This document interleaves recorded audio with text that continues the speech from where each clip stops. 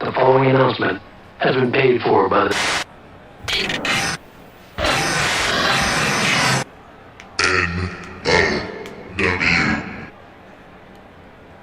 Ladies and gentlemen, welcome again to another nOw podcast. I'm here again with Cody and Trevor. This is our fourth episode back now. It's incredible. We've been doing this for a month now. Can you believe that? Yeah, we're getting all the kinks out. We are. Fine-tuning everything. Let us know what you guys think, too. Give us a review on whatever podcast platform you're listening to.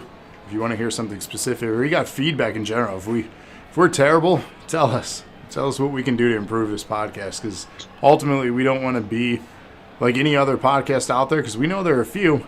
We want to do something special for you guys. So if you want to hear something or have us do something unique, let us know, and we'll do our best to deliver.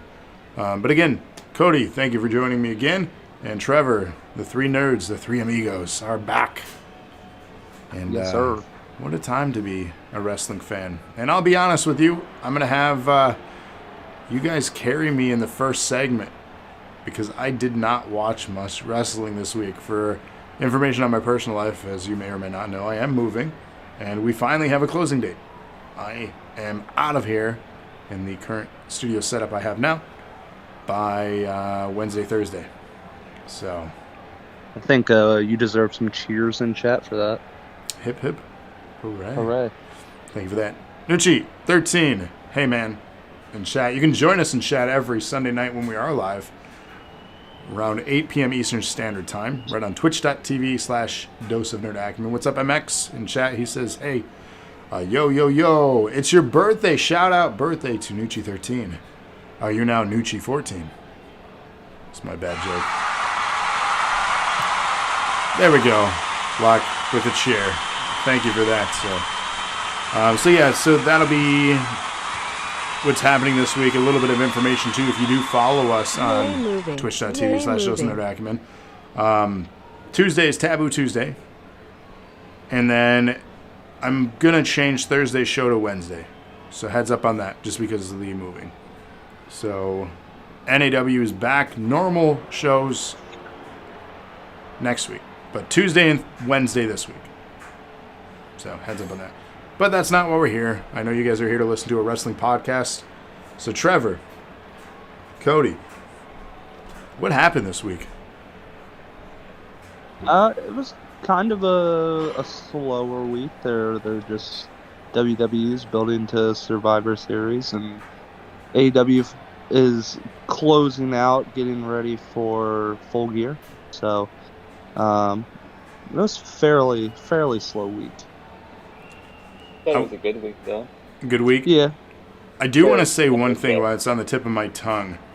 We talked about, as we exited the podcast last week, what we thought was going to be the general direction falling out of Hell in a Cell and what they were going to do with the title picture. And one of the ideas that we discussed was not defending the belt. And spoiler alert, they're not defending the belts at the pay-per-view, much like we had as one of our predictions. Yep. Well, I think they listened to us. That's what it was. It must have been. It's Survivor Series, the one night of the year where they go head-to-head. How many times are we going to hear that this month? But no NXT. Yeah. They're not very happy with NXT in the office, so they don't want to reward them. It's not a reward or lack of reward. It's called pimping your brand. Like, do you? That's what they say. That's such a dumb reason. Because they keep losing to AEW Weekly in ratings. Vince apparently doesn't want them on. He doesn't want them on Survivor Series to showcase them even further. So let's not give them potential additional exposure that they deserve, and just keep them off the show as punishment. That I mean, from a business standpoint, that's just silly. They're not doing because of COVID, is what Nucci in chat says. So they're saying it's because of COVID. That's not what I saw. Could be. I mean, there's a potential, reducing the amount of people facing each other. It's one of the reasons to Andrew a fist. That's not this kind of show. Okay, she says first. That's a He different was show. warning you for later. That's what you're gonna get. Wow. Wow, You wake Trevor. the kids up. I This didn't mean is... it like that. I meant if you wake the kids up. Okay. This is labeled as explicit content, by the way, if you're a podcast listener, so listener discretion is advised. MX wants ass. This thing is already off the rails this week. Good Lord. To be fair, his ass is probably PG. Okay. Alana Scared Straight is probably what he's talking about. Gotcha. Well, it's Andrea Lana Stream Stuff. We had to rebrand it. Because she didn't want to just play scary games anymore. Well, Never that's not wanted to fun. play scary games. That was the fun of it. No, I agree. But, what can you do? What else happened this week? I know we had Halloween Havoc for NXT. Speaking of the topic of NXT right now, did anyone watch that? I watched most of it. Most of it, okay. Yeah, I watched it. Finished watching it. It was okay. Johnny Gargano gets his title back, the North American title. That was a little strange to me. I thought they were going to keep it on Priest for a while. I agree. So they pulled it off him already? That wasn't even a month, was it? Yeah, No. Gargano won in a Devil's Playground match. Is what they had. What is that? Like anything goes. Weapons. Oh, okay. They use weapons. They brawl. The falls count anywhere. Gargano had help, so it wasn't a clean win. Some dude in the Scream mask came out. They never revealed who it was. Retribution. But the one thing I do enjoy about NXT right now is they brought Pat McAfee back, and Pete Dunne is back. Is he? That's exciting. He joined them. So Pete Dunne joined Pat McAfee, and that is a to be faction. You know, that could work. They're setting it up for War Games, I'm sure. That could work. You know, McAfee has been very impressive, I have to say. His match impressed at the last takeover.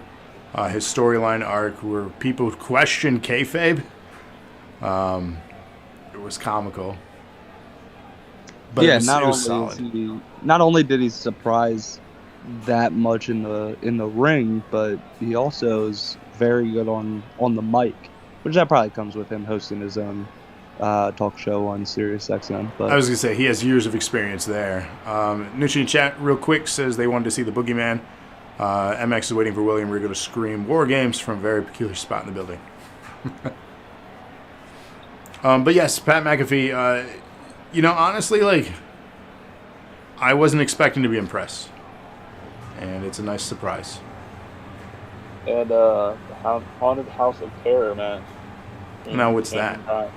And it's basically what the House of Horrors match should have been between Orton and Wyatt. They had zombies and death of the werewolf and crazy spots all over, and it ended up in the ring with all the zombies and stuff. You say it was zombies? Yeah, zombie ladies. Okay. I need to go back and watch this. yeah, I mean, it was definitely a fun episode to watch. Like, it wasn't like so impactful storyline wise and everything, but it was a fun episode. I mean, it makes sense for Halloween being, you know, a fun event to kind of step away and give your talent something to explore too, and then the production-wise too, something to explore. There needs to be nights like that where they can step out of the safety zone and do something unique, and have it as that excuse where, oh, it's Halloween. But this also allows them to try new things. So Yeah, and it was enjoyable. It worked. I do need to go back and watch it then. Yeah, definitely a show you should go back and watch. I didn't see the last match, the Io Shirai versus Candice LeRae, but it was a TLC match. And Io Shirai won after Shotzi Blackheart stopped the Scream guy from earlier from interfering. Yeah, 'cause she was the host. Yeah. Yeah.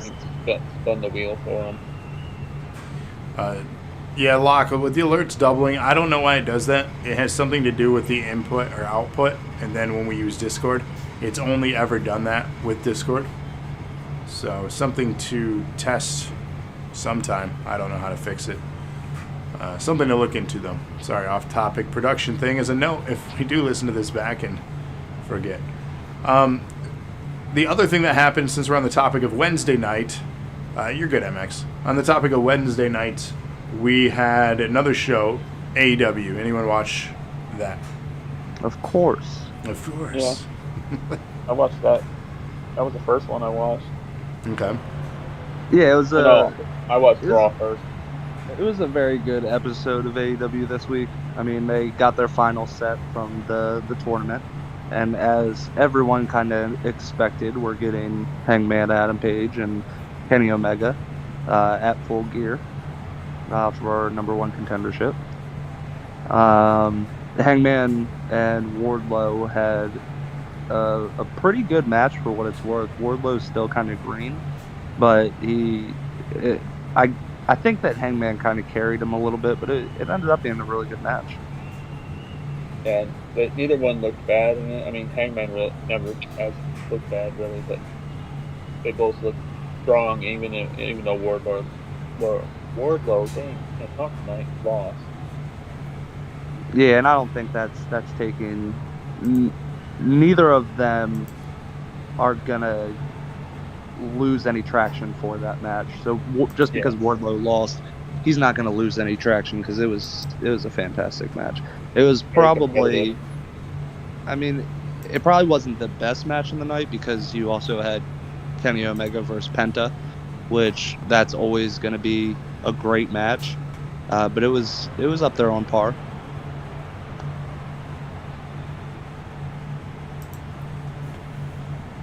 Now you guys go ahead, keep on that because I didn't watch it, so you're gonna have to carry me through Wednesday. Kingston and Moxley both had promos setting up their match, and I thought they were both pretty good. And then Kingston had a match versus Matt Sydal, and he finished that one using Moxley's Bulldog Guillotine. Yeah, and Kingston looked pretty decent in the ring, honestly. We haven't gotten to see him much in the ring. We get to see his promos quite a bit, and he's very good at promos. But we never really get to see him in action, so this is kind of a small sample size of what we actually get to see. And if he's anything like this, how this match was in the championship match, and I think him and Moxley will have a very good match because they are very similar in a lot of different ways. I think it's going to turn out to be a very good match. Do you see him dropping the belt? I wouldn't think so, but no, I see. I see him dropping the belt honestly to Kenny Omega. I think at Full Gear, Kenny Omega probably beats Hangman, and he's the one that's going to take the belt. That would make the most logical sense because when Moxley first came to AEW, the first person he really attacked was Kenny Omega. Right, so it comes full circle. And gave him the dirty deeds onto the poker chips. Yeah, I remember that.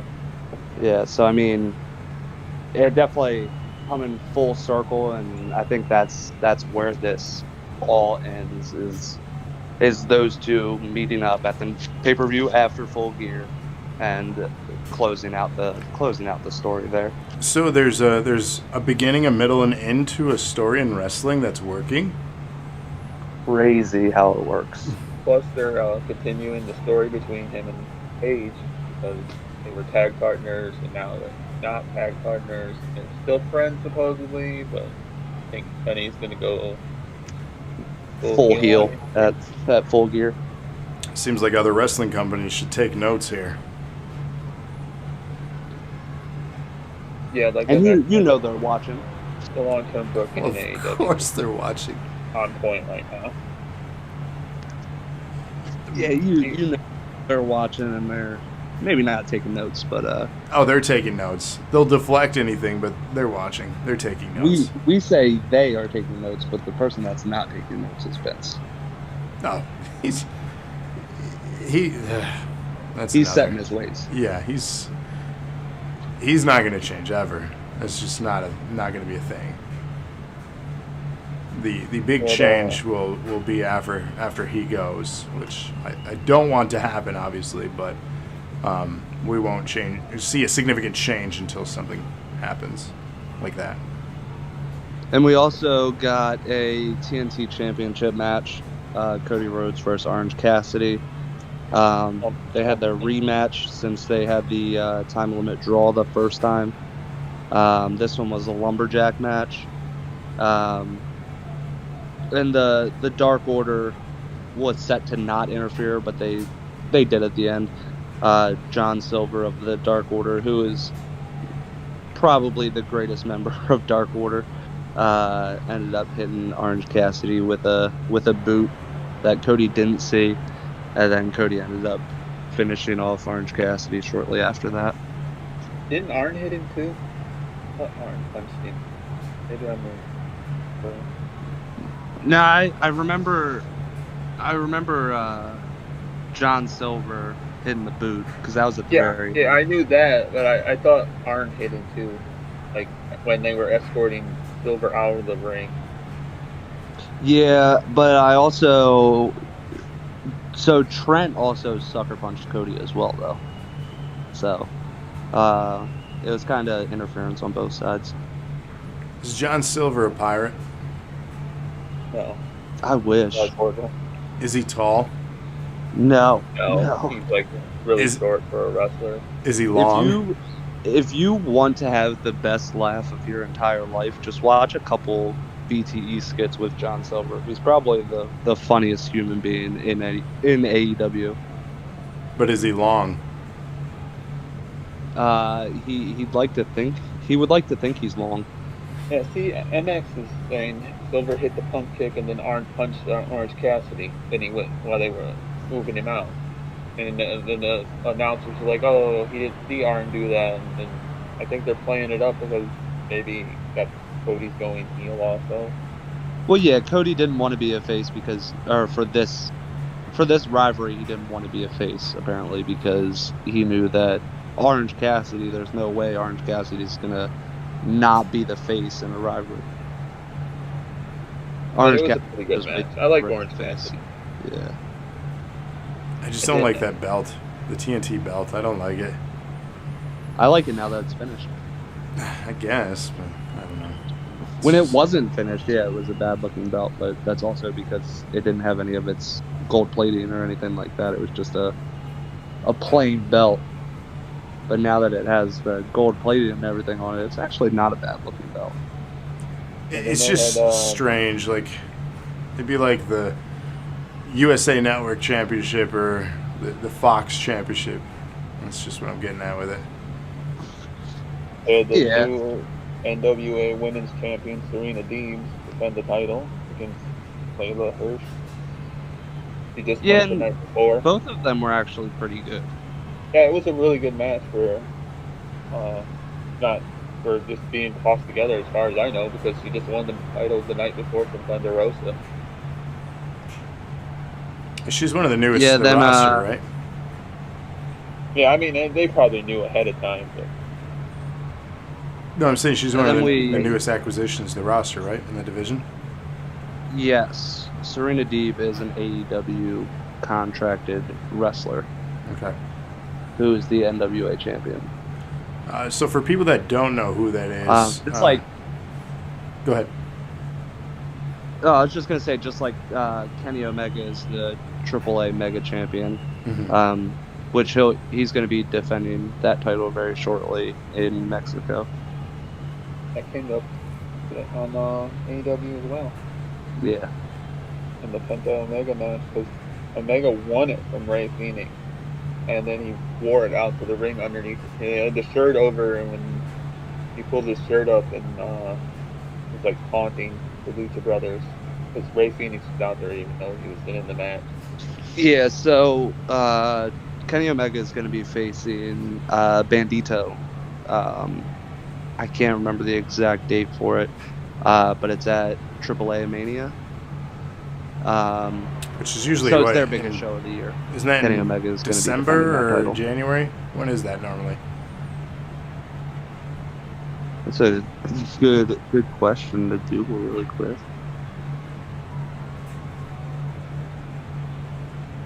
Yeah, Trevor said So he's on his other mic.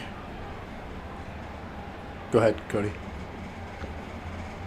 So it says traditionally it's in August, but I don't see a date for this one. Because they just announced it, and they wouldn't just announce something for next August. It most likely got postponed because of COVID. Yeah, that makes sense. I don't see a date. Trevor up. I'm turned all the way up on mine. Yeah. We all know I'm super quiet anyway, when I do my promo. Yeah, your user volume is all the way up too. All right. The Penta Omega match was really good though, but I expect. Yeah, they're not gonna have that. I think Ray Phoenix would have been a better match because he's a more wire type. But either one of them would have put on a great match. MX says you need to eat your mic for your promos. I don't have a mic. I use my phone to record it. Eat the mic. Eat your phone. Eat it. So with going back to Serena on the roster, correct me if I'm wrong. She's the one that was part of the Straight Edge Society years ago with CM Punk, and she's the one that shaved her head. Yeah, correct. That's the background, Lana. Yeah, there's a crowd behind me. We're down in the arena. Gotta have a crowd for wrestling podcasts. A lot of podcasts have ambient noise in the background, whether it's just like a melody playing or something. I don't know. Is it a bother? I don't think it's a bother. I like it. There was a Shawn Spears squash match.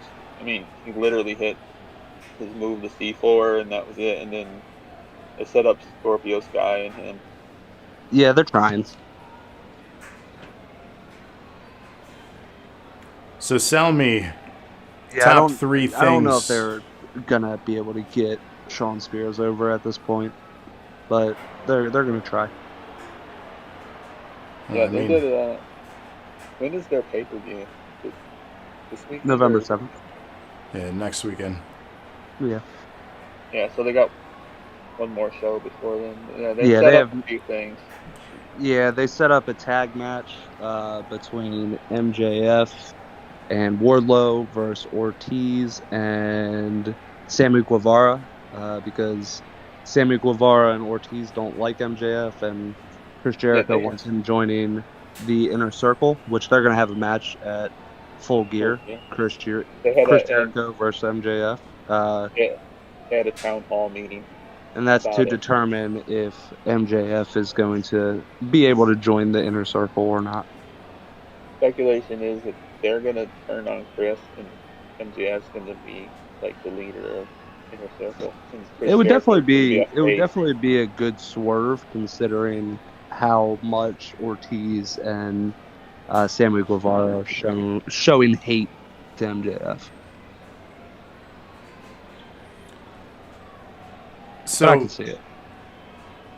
Talking about Shawn Spears real quick, the thing that's tragic about him is he was at a point where he was starting to be over in the world of wrestling, and then they misused him 2 years in a row where they put him in the Rumble as the entrant 10, because obviously perfect 10, right? That's what we're doing.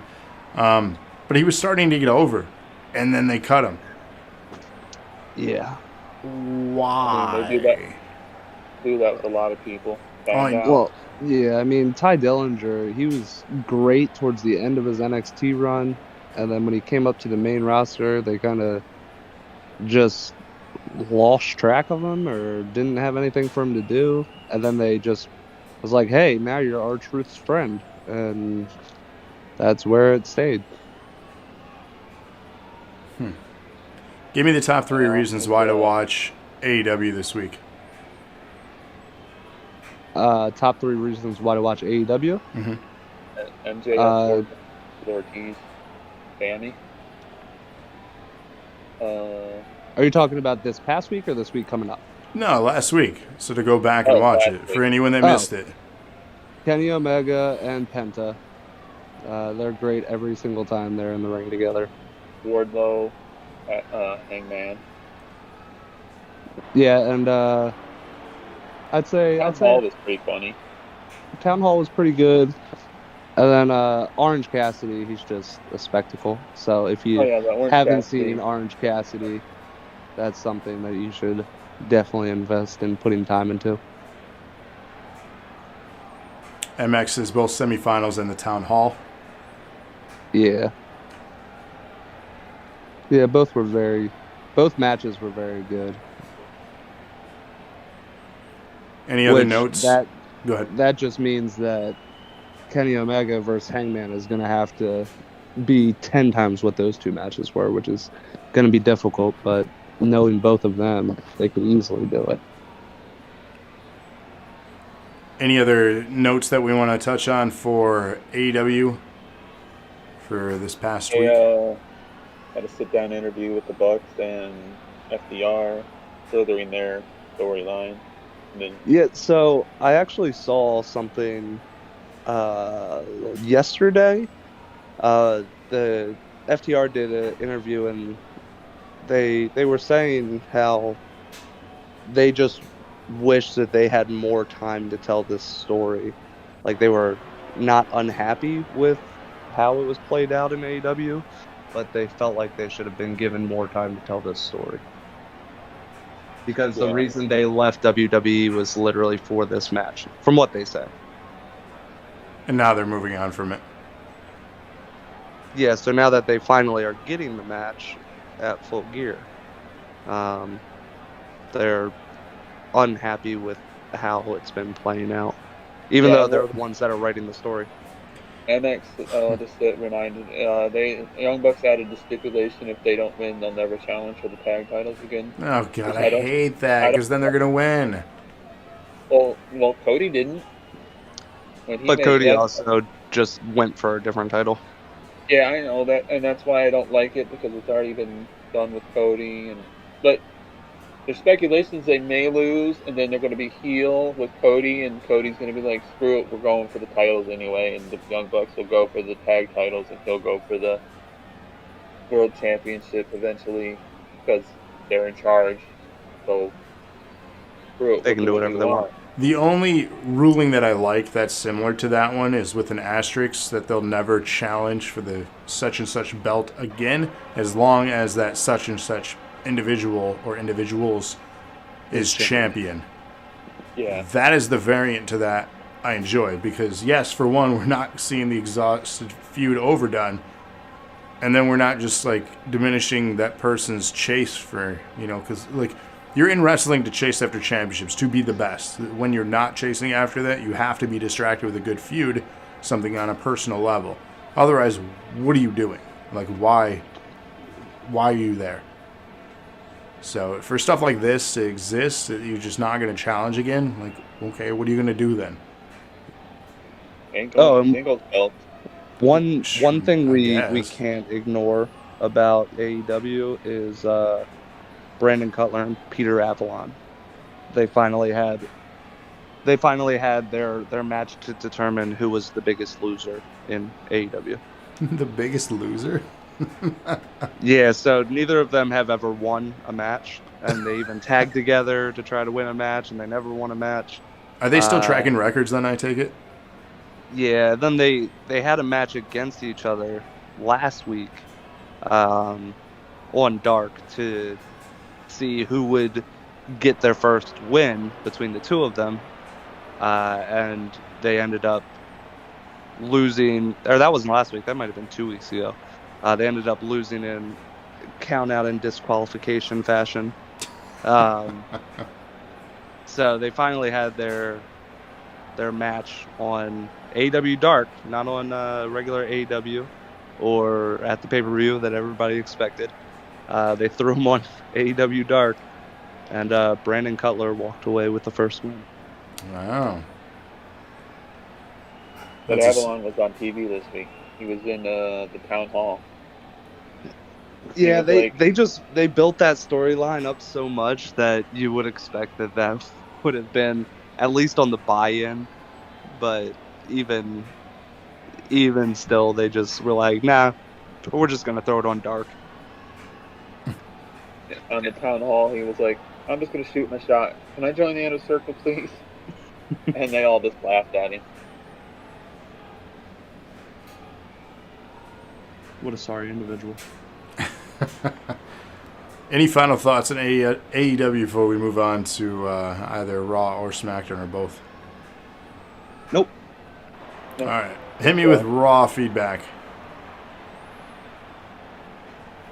The one thing I didn't like...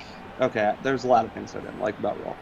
But we'll start with the thing that we talk about, we've talked about for the past 2 weeks, Retribution. Another loss. No growth. Nothing. Just completely ruining any hopes they have of becoming a serious threat. Who did we say on air? I know something was said recently about what the potential approach is for Retribution. Was that said on air or was that said in a chat? Yeah, and it was said on air, and we all kind of agreed that like we just can't take them serious anymore. No, it's who they're comparing it to. Oh, who they're comparing it to? Like what Vince is doing with this. Vanity? No. Itnana? No. What group chat was this in? Somebody had acknowledged them being something political. Did we actually have this conversation? Did we? Maybe we didn't then. Maybe it was somebody else. Did you have this conversation by yourself? I might. The voices in my head are doing it again. You and Gravities were having this conversation? Oh, those voices go back and forth a lot. Let me go through my messages because... now it's going to bug you. Yeah. I didn't like this. They had qualifying matches for the men for the Survivor Series team, which was good. But then the women, they were just like, these are 4 of the women on the team, and then the 5th one, they let them have a match for. The 3 women have a match. Like, so why do the men have to compete, but the ladies don't? Well, the men's roster is much bigger. Yeah, I understand that. There's a lot more of a chance for variety with the men's. With the women's, I mean, you only got realistically, 10, maybe 15 women that are actually... I know there's some out right now. And Oscar's going to be in the match versus Sasha. Yeah, so I mean, you really can't... There's really not much room for variety there. I mean, the roster in general is very I get the lacking. And I get the kind of shitting on the women's division as a whole, because that's not doing them any favors, and not getting them more screen time. They had Nikki Cross versus Lana versus Peyton Royce for the final spot, and Lana won. And then Nia Jax put her through the table again. For like the 7th week in a row. She's gone through so many tables since Miro debuted. I was going to say, they said that on social media. It has been every week. 6 or 7 times. It's every been week since Miro debuted on AEW, she's been put through a table. It's like a personal stab. But the thing is, she'd have to agree to those spots. Does she, or can they... You can't just slam people through tables. Like, you kind of can when they're under contract. Can you, though? You can do whatever you... I don't think so. And if they don't, then they're just not getting screen time. Ugh. The storyline that she needs to leave the company. It's doing her no good to stay there. I don't see her staying. She's a great valet. I don't know why, but she's a very good valet. Regardless of what her talents are or not, none of this is doing her any good. Ever since the storyline with Lashley, Bobby Lashley, when all that started, it's done no good for her, and it did no good for Miro, aka Rusev. I mean, Obviously, he left, but she needs to go. Like, not that for her own personal stock and her character or whatever she wants to do in wrestling, she needs to go. Yeah, I'm curious on how long she actually has left on her contract. Yeah, I don't know. Because I highly didn't she doubt she's re-sign willing, when like, he to didn't? I don't know, honestly. You'd think that as a married couple, that's something you would talk about. Well, I want to say they were both looking to re-sign around the same time, and they signed her. And I think they were trying to negotiate contract with him, and that's when the storyline was all playing out. Knew. Yeah, he was 1 foot out the door. But yeah, I wouldn't stay. I mean, unless that pay is really, really good.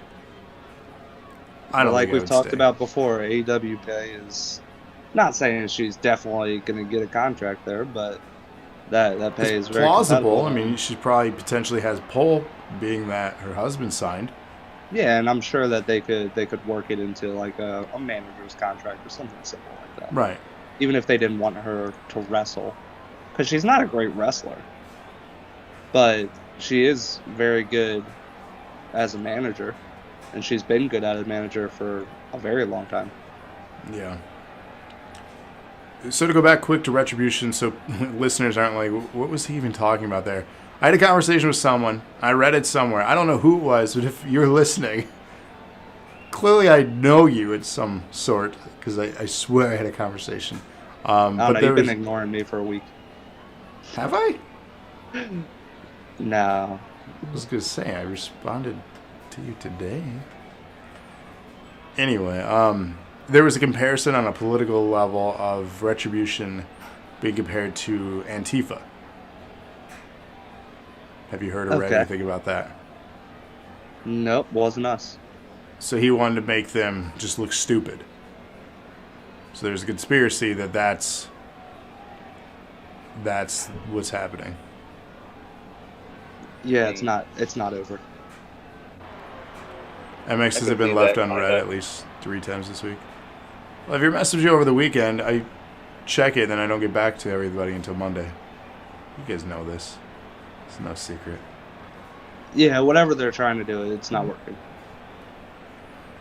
Yeah, no, it's not. It's just making WWE look like they don't know what they're doing with potential. They need to just scrap it before they damage these people's careers even more. The good thing is they have masks. We were talking about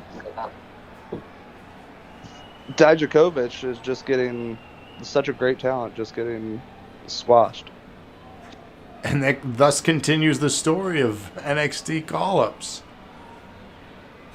And they sort of started to build up a Dio Madden and Brock Lesnar thing like last year when Dio was still on commentary. I don't know if you remember, but Brock went over to the table and Dio stood up and stopped him from going to the table and then took an F5. But they were he was off TV after that. Yeah, and then we haven't seen him since, and now we're finally seeing him for the first time since then. That's right, because they randomly had the 2 new people at that time on commentary with no reason, no explanation. And then he took that spot, and then we never saw him. We never saw him until Retribution started. He was apparently working behind the scenes, getting ring ready, and because he's a tall dude. With Retribution. Yeah, that's funny. I never put that all together. So you got Dio Madden going from going face to face with Brock Lesnar to getting squashed every week. Dijakovic, same thing, just not with Brock Lesnar, having great matches in NXT and being a serious threat down there, and then just getting up here and getting squashed. The only person that makes sense is Shane Thorne. He was used to getting squashed. Yeah. And Brock Lesnar right now, too, to speak on him, he's not under contract anymore. No, he's not. He hasn't re-signed. If anyone plays the new UFC game, he just, I think, expires this week.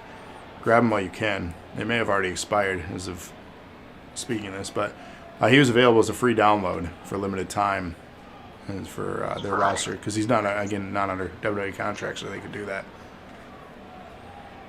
So, the first Survivor Series match for the men was Styles versus Hardy, and the winner on the beach. It was a pretty good match, but AJ's bodyguard was scaring Jeff Hardy every time he'd be out of the ring. I don't know if you've seen that guy. Who is he? Huge. Jordan something, I think. He's a random dude. Just random? We don't know him. Random giant. Okay. He was the guy that's outside the bouncer outside of Raw Underground, which they just got rid of with no explanation. Well, because it sucked. It was just stupid, and they built up one dude every week just to have him get knocked out by Braun at the end. Like, how are you gonna? What was his name? Like Debo something? I don't know. I can't remember his name. He did get drafted, but he hasn't been on. Yeah, but he was like just dominating every week on Raw Underground, and then he goes face to face with Braun Strowman and gets knocked out. Like, if that was the time to push anybody, have him beat Brock Lesnar, or have him beat Braun Strowman, and look, you have another star that you can pull on up. And the thing is, Braun has taken so many losses that one more loss isn't going to change him. No, but you could have built up somebody to the moon right there. Right. After you were already building him pretty heavy. Right. I mean, what's the difference between them bringing a new guy onto the roster and having him win squash matches against local competitors every week, compared to this, where you have this guy in Raw Underground who's dominating not just local guys, but some other people like Dolph Ziggler. Yeah. And then you just have him get squashed before he even gets a chance to get into a real ring. It goes back to what I said earlier tonight. It's like, wow, imagine having a beginning, middle, and end to a story for a character or characters. Crazy how it works. It's such a crazy concept. It's crazy that other companies can do it, but they're trying it on SmackDown. But the thing is, like, we're approaching what, WrestleMania 37?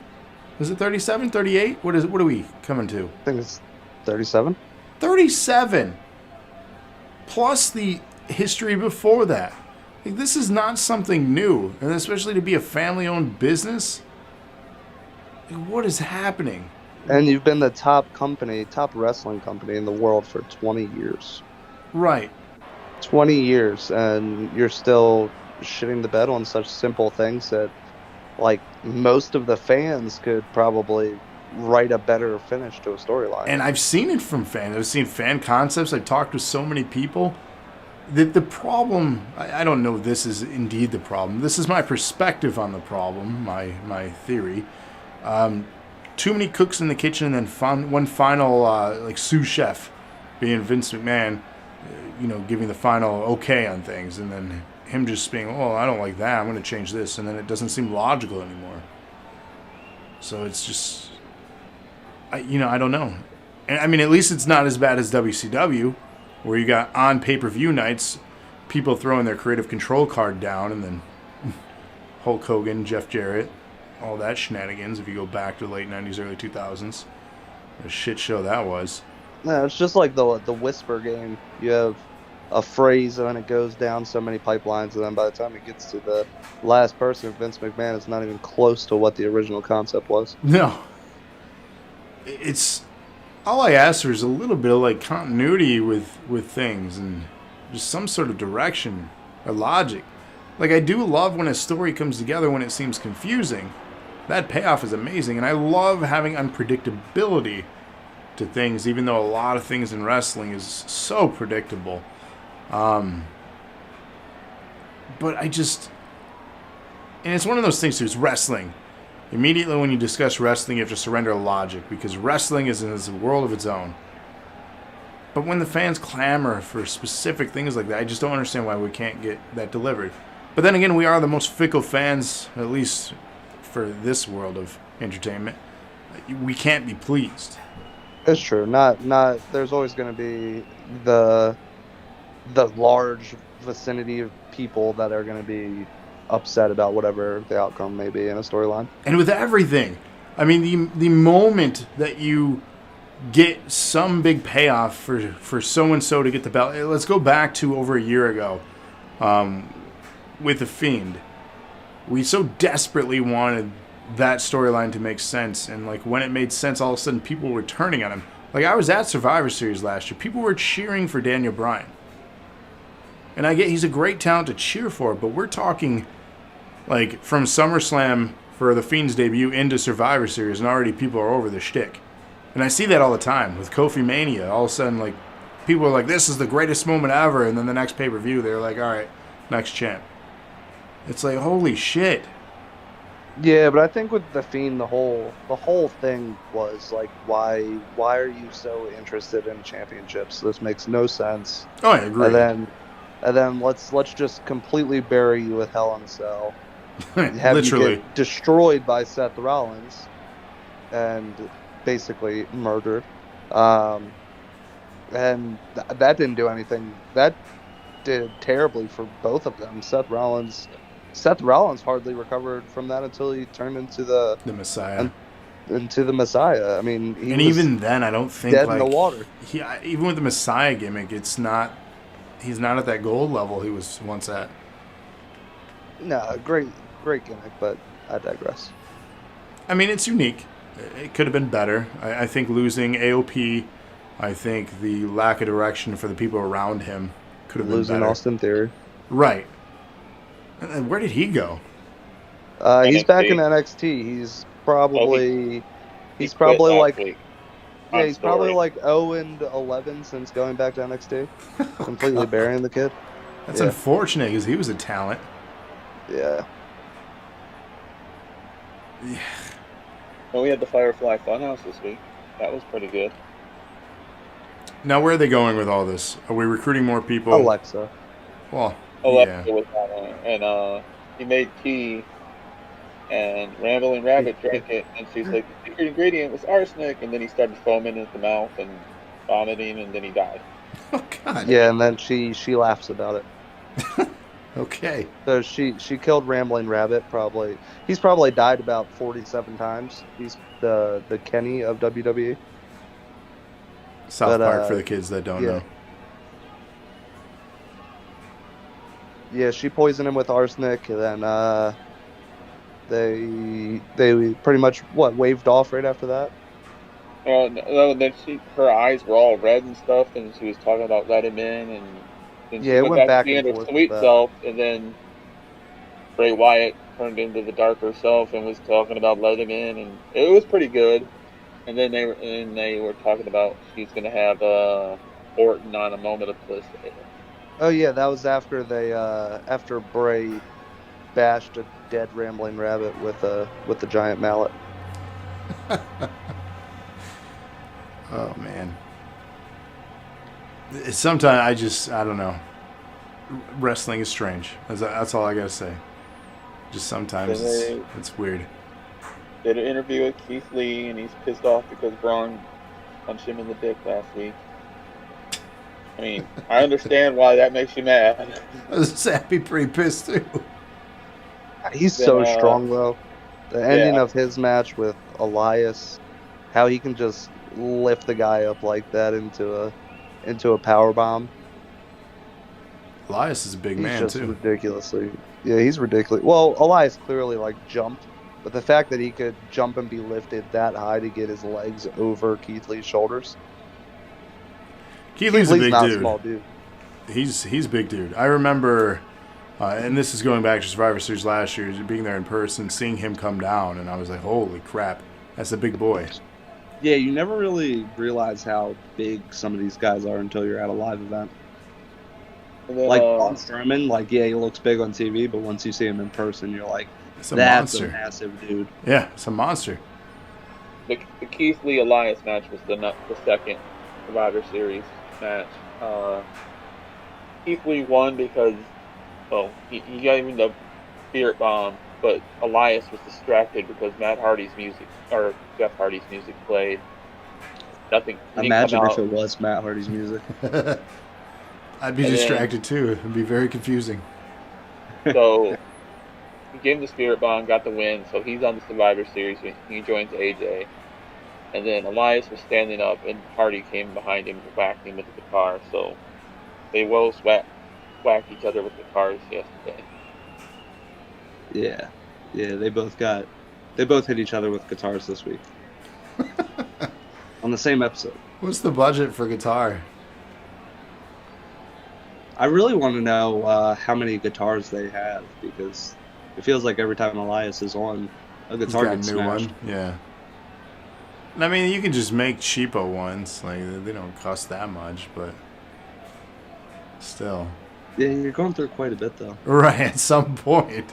It's got to be a cost. Because it's not like their guitar. They have strings and everything on them. Right, they're working guitars. Yeah. But, like, what's the... Yeah, what's the cost on each one? Right. $30, $40. Yeah, I couldn't see it being much more than that. But still, because even at, like, I know they're not doing them right now, but they were even smashing them at house shows. So they just probably have a truck driving around that just has just with guitars. You should just sell those to fans. Guitars. Like, that's your merch. Why don't they do that? We had Drew McIntyre taking on The Miz, and he kind of just destroyed him. Yeah. I mean, it wasn't a total squash, but it wasn't a very competitive match. And then Matthew McConaughey was on the Thunderdome. So, he was.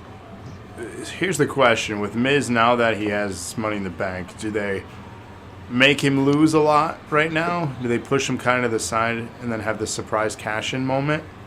Yeah, I mean, that's the smartest thing to do, is kind of have him off for a while without the briefcase, so we don't see the briefcase for a while, because we tend to forget about things if we don't see it for a week or two. Right. And then, yeah, I mean, lead up to a surprise cash-in, the first one we've had in 5 years. Has it been that long? It's been a long time since we had a actually surprising cash-in. What was the last one? Maybe Dean Ambrose? That was a unique one, just because of the significance of that event. It was the same night. Yeah. But I think that was the last time we had a successful cash-in for the men's side. There's no way it could have been that long. Somebody look that up. Yeah, when was the last successful cash-in? New Day was dressed as Street Profits, hyping up the match between the two of them. That's going to be a fun match. If they make it, because they've got to face Cesaro and Nakamura. They're going to make it.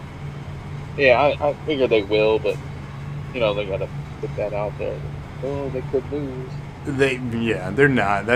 I'm sorry. I think too many people want to see this matchup rather than... The final men's match was Sheamus versus Riddle. Because they dropped his first name. Sheamus won. Yeah. Why are we doing that again? Really? I don't know. Vince doesn't think people should have full 2 names. Why don't we call Roman Reigns just Reigns then? Great question. Like, Ali lost Mustafa. Okay, I was wrong. So we did have Brock Lesnar do his cash-in 2019. Oh, that's right, Brock Party. Yeah, but other than that, it looks like... Did anybody think Brock was going to lose his cash-in now? I mean, very possible. The successful cash-in before that was Dean Ambrose in 2016. Wow. Yeah, so... Because we had Braun, we had Baron Corbin, and we had Brock. Yeah. I'm really surprised how bad they're like making Riddle lose. This is like at least the second week in a row he's lost. He seems like the type that Vince would like. I mean, with the MMA background. I don't like Riddle. I'll be honest.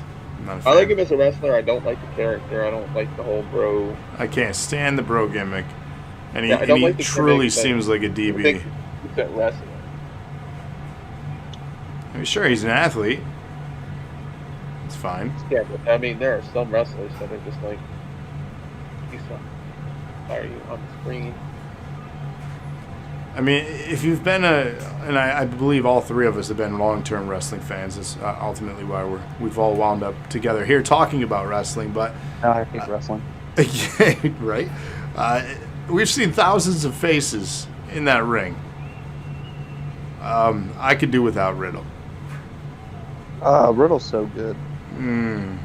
Riddle's very good. You could do without him.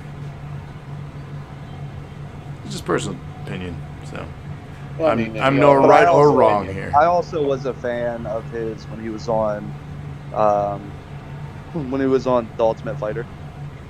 I did TV watch. show. I did watch many of those seasons. I fizzled out. How many years ago was he on? Ooh, I don't know, but he had one of the filthiest knockouts in show history. Did he? Do you know who the coaches were? Ooh, that's a good question. I'm gonna look that up really quick. While you do that, I'll give a little bit of my background. I was a big UFC MMA fan. I was a heavy supporter. With the launch of the Ultimate Fighter show was when ultimately, pun intended, I got into it. It was when a lot of the contract deals with merch, sponsorship, and things like that started going to only Reebok. And then the final straw was basically when they let go of Stitch. So if you don't know who that is in the MMA world, he was the Stitch guy. He stitch you up like a medic. He had his own. I have the answer now. He had his own vest and stuff, and they wanted him to wear like Reebok sponsored apparel too, and not have his personal vest that he's worn his entire career. And it was at that point, and I just saw the treatment, and then the low card talents, and then them giving people like Jones title shot after title shot when he had all his crap, real life happening that he didn't, deserve all these awards. Anyways, that's when I fizzled out. What's the coaches before I continue? The coaches were Forrest Griffin and Rampage Jackson. Oh, okay. So it was a heavyweight season, wasn't it? Was that heavyweights? Or was it two different weight classes? No, it was middleweight. Middleweight, okay. They were light heavyweights as coaches. Yes. But, they always had the coaches a weight class above. Okay. So yeah, Matt Riddle's coach on the season was Rampage Jackson. Was that the one where he punched through the door? Yes, that is the season where he destroyed the door. Okay, I have that on DVD. I said, if it's you a go big back fan. and watch it again, you'll see Matt Riddle short-haired Matt Riddle have one of the nastiest knockouts in the show's history, where the guy was just basically crying while he was knocked out. Now, he got obviously signed to a UFC contract, which many of them do after the season, whether they win or lose. You're guaranteed a contract when you do win the show. And he was very good in UFC, and the reason that it didn't work out is because Matt Riddle didn't know how to stop smoking weed. I thought he had a mixed record, though. Did he have a winning record? I believe he had a winning record. I'm going to look that one up too. But I'm pretty sure that he had a positive record and he was rising. But his problem was he wasn't passing the drug tests, which nowadays it doesn't even matter. Right. They're allowed to smoke weed if they want. Which is hilarious that he's in WWE then, because they suspended Roman Reigns for freaking anti-anxiety medication that he was prescribed. Well, they do get... So, from what I've heard from multiple podcasts, who was on that podcast? So, it was Enzo and Big Cass. They were on Chris Jericho's podcast. And Enzo was talking about it because obviously Enzo smokes a lot of weed. No. He said that, like Randy Orton will pay... So, they get fined like $1,000 per. Randy Orton, every year he'll go ahead and pay like $50,000 and be like, "Hey, this is for my next couple." What? That's what Enzo says. So I don't think he didn't work for the company, so I don't think he'd be wrong. So Matt Riddle was 8-3. Okay, that's a good record. Yeah, so he won out of his 8, he won 5 by decision. 1 by disqualification, 1 by submission, and 1 by knockout. Any notable names that he faced in that division? 'Cause you said middleweight, right? Yeah. Let's see here. So he had to have come across one of the Diaz. So he fought... Condit, I think, is in that weight class. A lot of his fights were on the... Ultimate Fighter. Yeah, the Ultimate Fighter was a bunch of them. Yeah. He fought Matt Brown. Which is a good fighter. And then everything else is kind of prelims.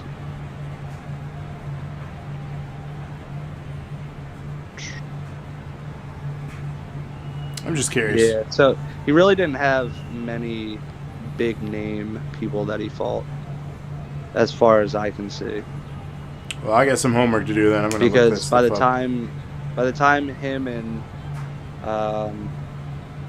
and Dana White got into it, once him and Dana White got into it, so apparently, if he without his positive marijuana test, he would have held a record of 10-3, with a win streak of 5 consecutive victories.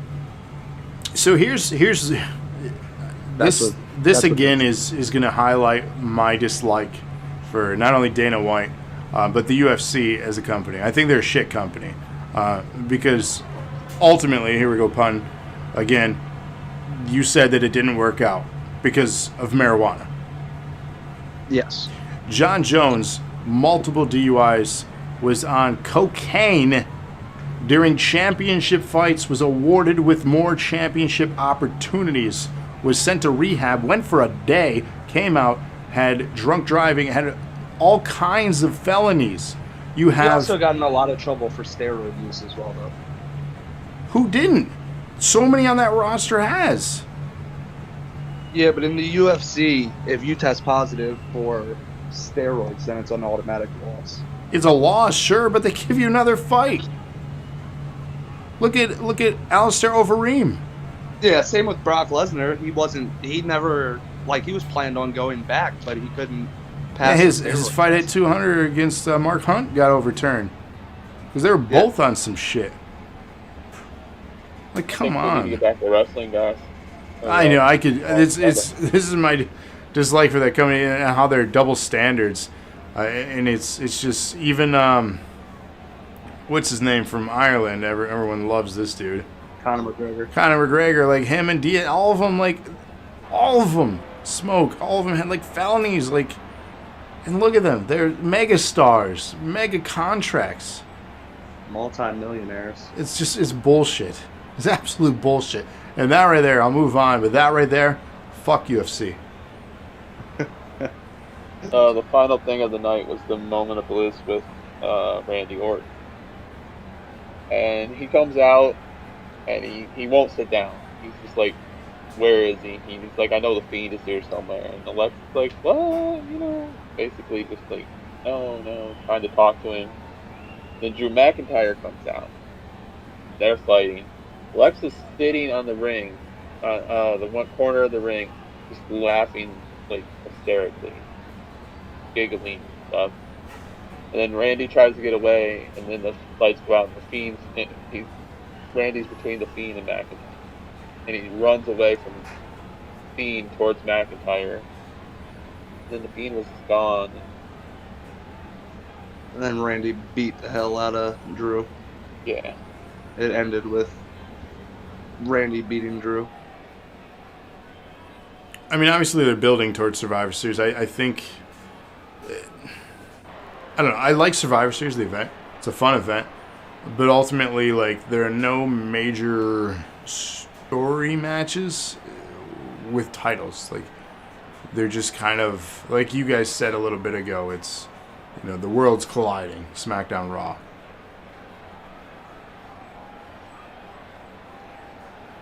Yep. Yeah. Yep. Uh-huh. They'll remind you about it, too. 100-pounder show. Do we want to highlight anything else from this week? Because we do got to get to our main feature.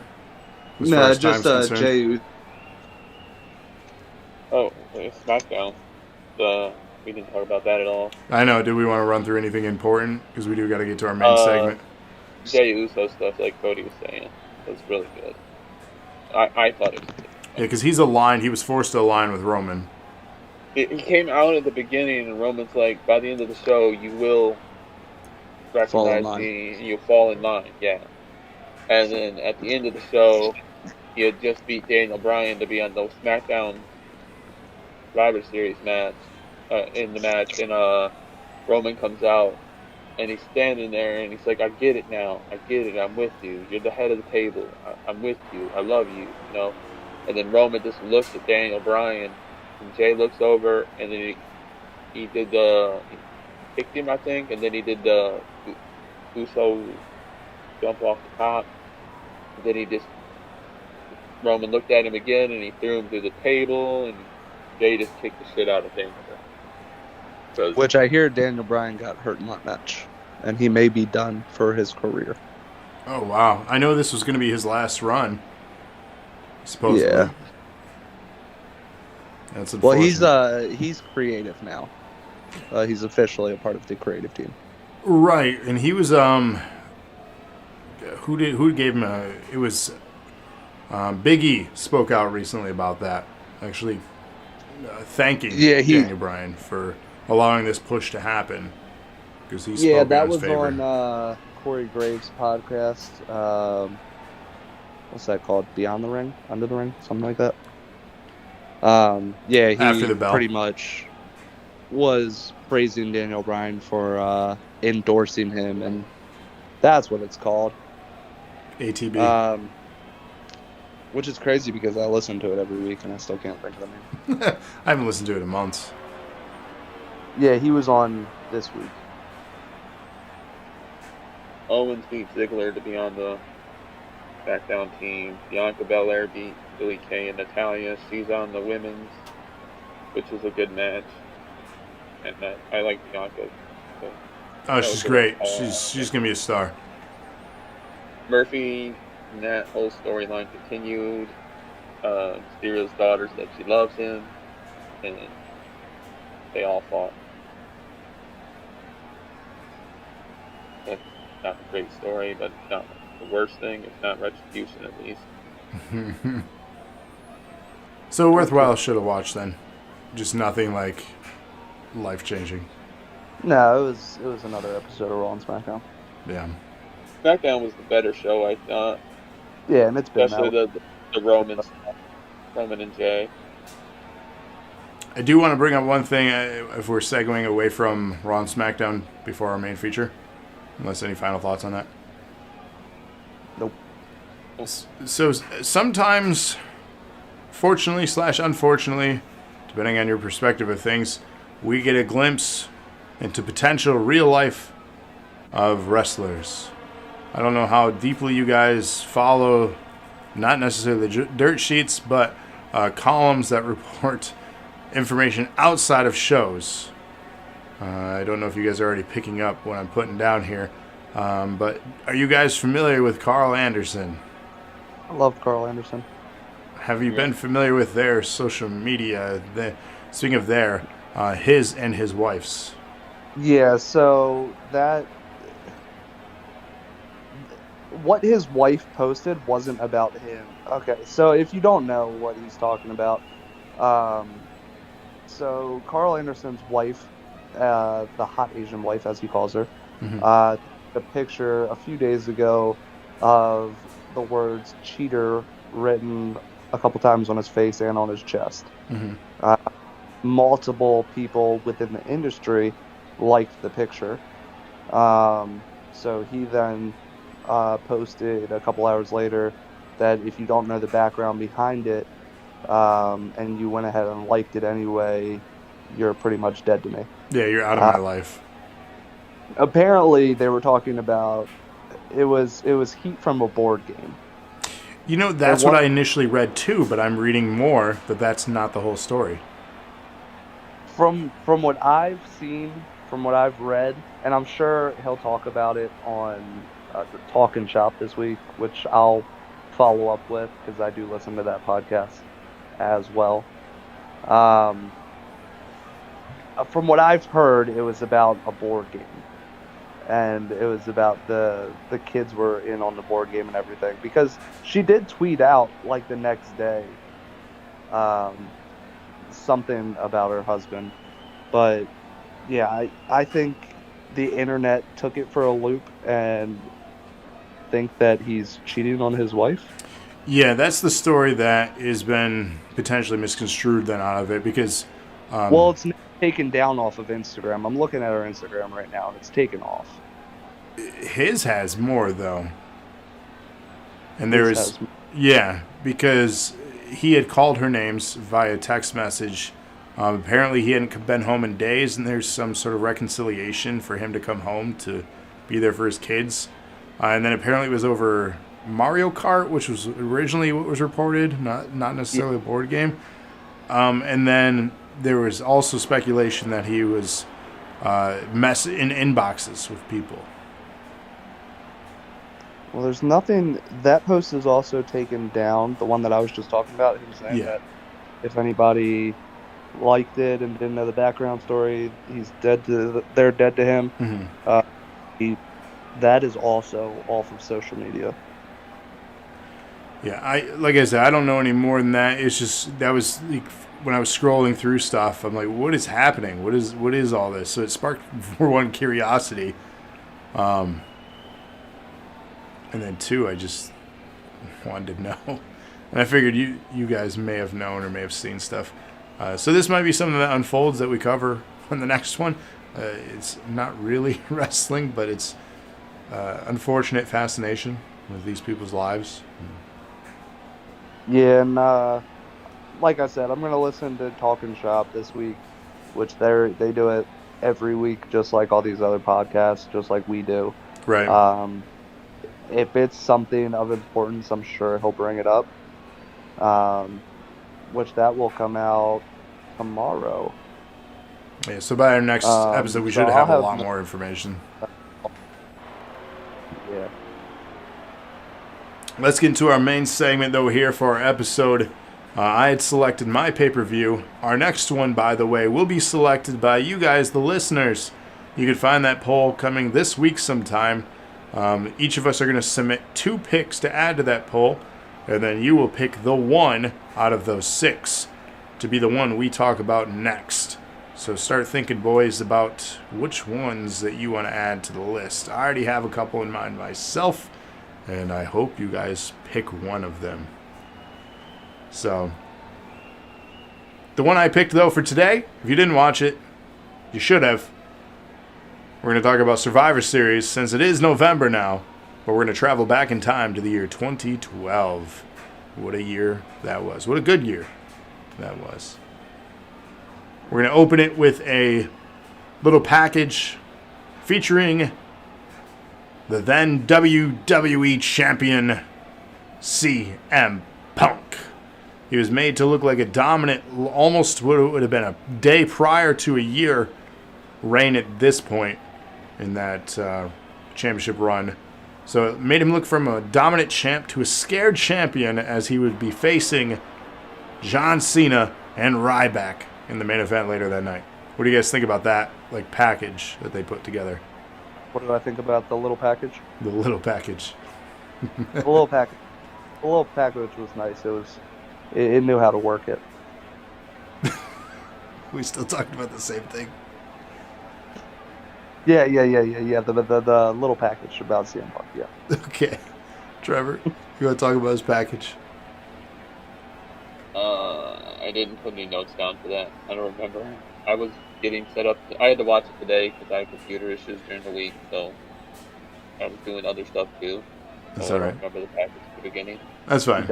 It's a hype video. They normally do. Yeah, they usually do really good on the hype. So his package wasn't very memorable. Nah. Good Lord. You're fired. You're all fired. Moving on. Funk is on. No. Funkadactyls. Do you guys remember this? Yes. Yeah. What? It's incredible to go from a Funkadactyl to a historic women's champion. That to me is a success story. Yeah, and the thing that I love about the whole Funkadactyl thing is that they just handed it off to Xavier Woods once Brodus didn't want it anymore. Yeah. And they've used that music before too. They used it in the '90s, didn't they? Wasn't that Ernest the Cat Miller's music for a minute? I want to say yes. Somebody call my mama.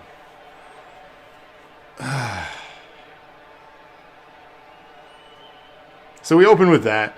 My notes are, wow, we have come a long way with Naomi. And keep in mind, this is our opening contest. This is a Survivor Series match. They're just kicking off like the main show is Survivor Series match. It felt strange to open like this. This was a bonus match. Was this not like hype? I wasn't watching at this time. Another one that I hadn't seen. So, No, it was this match. Was this thrown together? Well, no, it wasn't just thrown together. It did have a little bit of build to it. It was Team Brodus Clay versus Team Tensai. Yeah. So they had a mini feud, from my understanding, heading into this.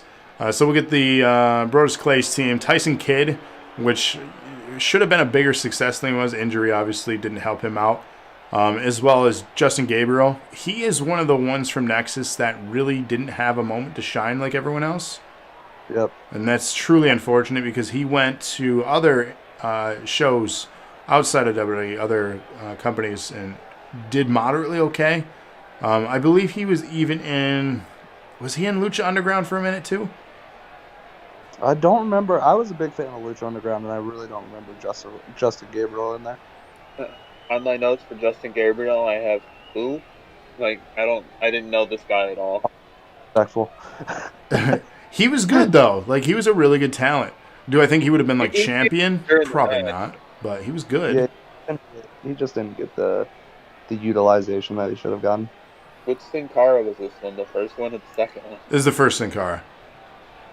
Which, that thing too, I'm like, 2012, holy crap, we've had a Sin Cara character on WWE television this long? Like, that blew my mind. I know it's been even longer than that, but that blew my mind. Did it also blow your mind that we've had the same Rey Mysterio character for this long? No, I mean, he's obviously, I watched in the 90s WCW, so like, but this version of Mysterio, if you're speaking on, yeah, it's been the same. Obviously, he was gone for quite a while and then came back, but so yeah, Sin Cara, Rey Mysterio, that rounds out Team 1, and oof, what a weird team.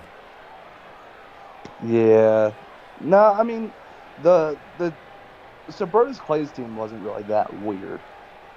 Tensai's team was a little bit more strange. He just had 2 tag teams. He did. So let's talk about Tensai. For those that don't know, A-Trade, Prince Albert. This dude is, at this point, at the end of his career. He's been around a long time, had a lot of weird gimmicks. And this is the cherry on top for weird gimmicks.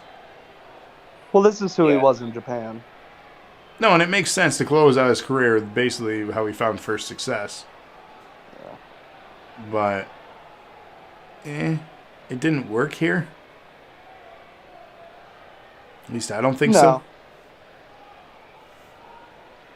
No, I didn't think so either. So the other 2 tag teams, Primo Epico with Rosa Mendez, and then the Primetime Players.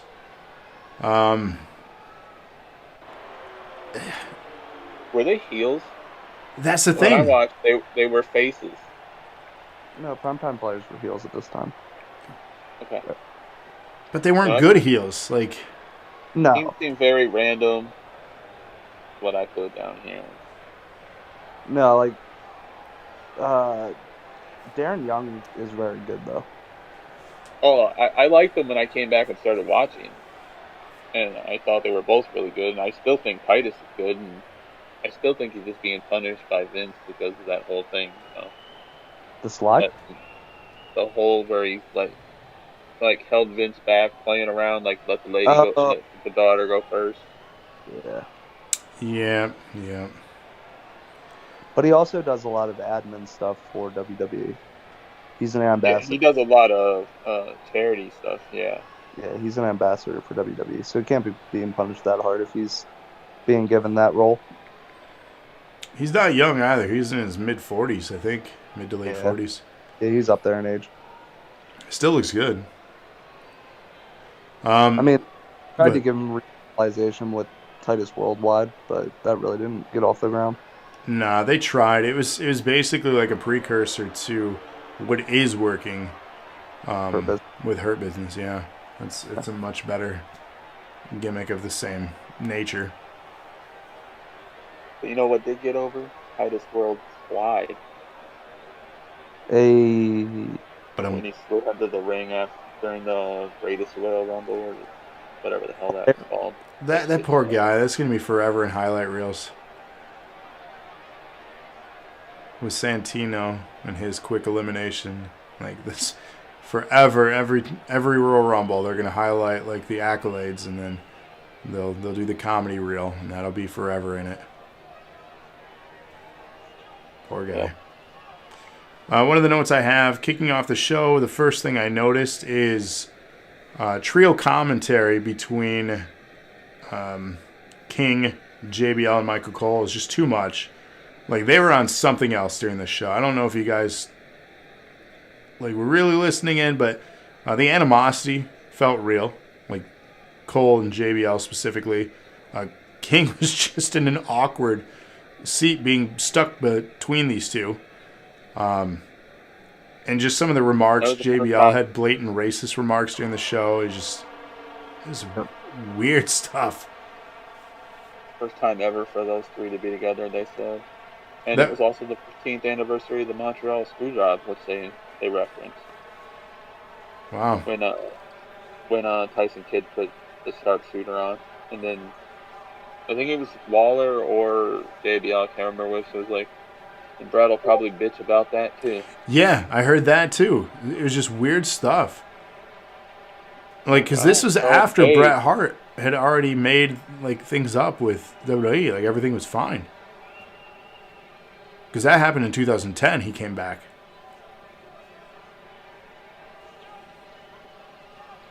So that was strange jab. I don't understand. It was Brodus Clay's team, but he was the first one eliminated. Yeah.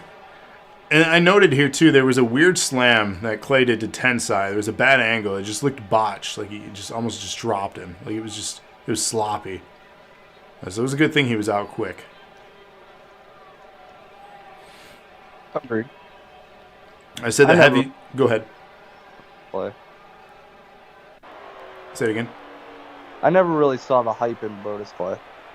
He didn't seem very good. He just seemed kind of slow and didn't look powerful to me. But, you got the big guys that are slow, but then they slam somebody and look really hard. And he just didn't. Yeah, he was a comedy act. I mean, that was the best this is a repackaging of him, too, before they got rid of him.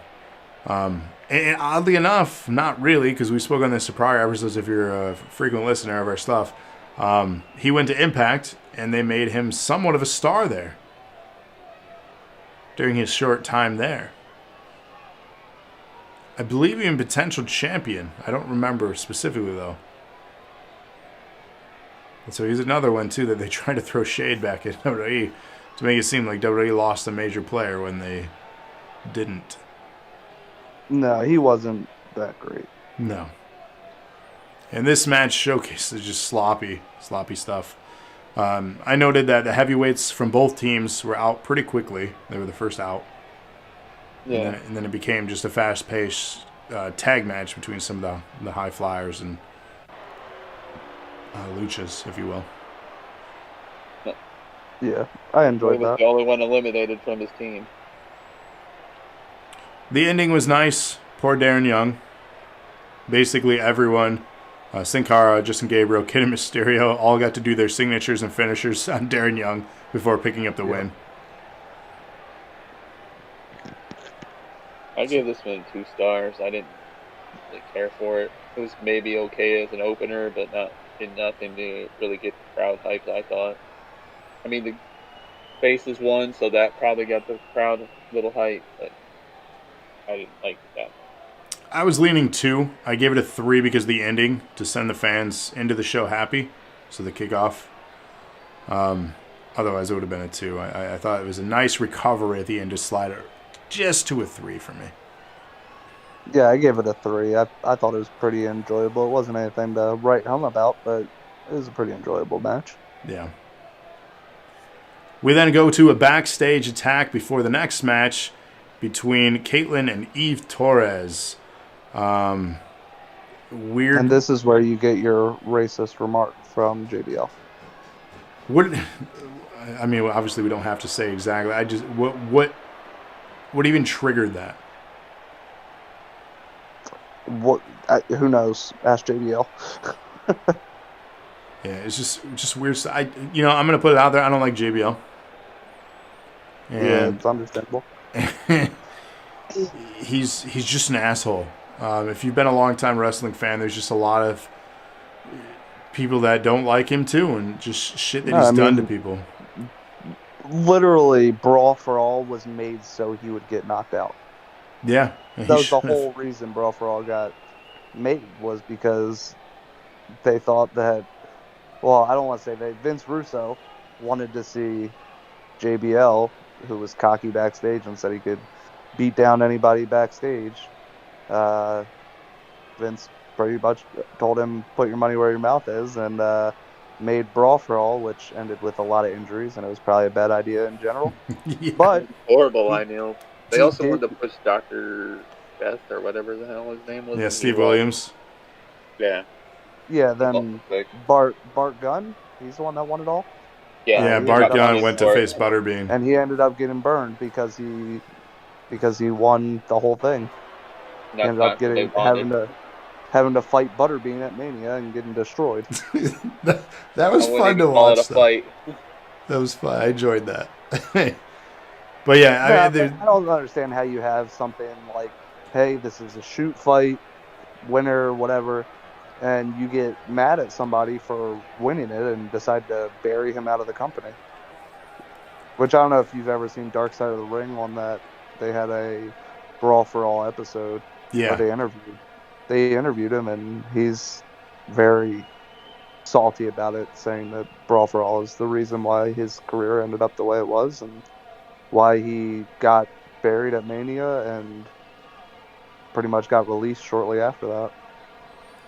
Yeah, he didn't stay much longer. He beat the golden boy of the company, like Trevor was saying there. They were trying to push Dr. Doom or whatever his name was. Yeah. And Dr. Death. Yeah. He ended up getting knocked out by Bart Gunn, and he got buried for it. But that's not what we're here to talk about. Right. There are other moments, though, to look back on. If you guys remember ECW One Night Stand, when WWE tried to launch their own version of ECW to capitalize on that branding, there was a moment where Blue Meanie basically got the shit beat out of him by JBL in the ring during a show. Like, real fight. Not really a fight where it was more just JBL punching the shit out of him. And he's just a dick, okay? That's all we gotta say. He's a dick. I don't like him. It wasn't as bad as Big Cass beating the crap out of a little person. No. Oh, God. Moving on. So, yes, the butterfly belt. Weird segue here. Let's go into that. Divas Championship. Two contenders that really should not be fighting for a belt shaped like a butterfly. They deserved a little bit more. Caitlyn, I mean, holy crap.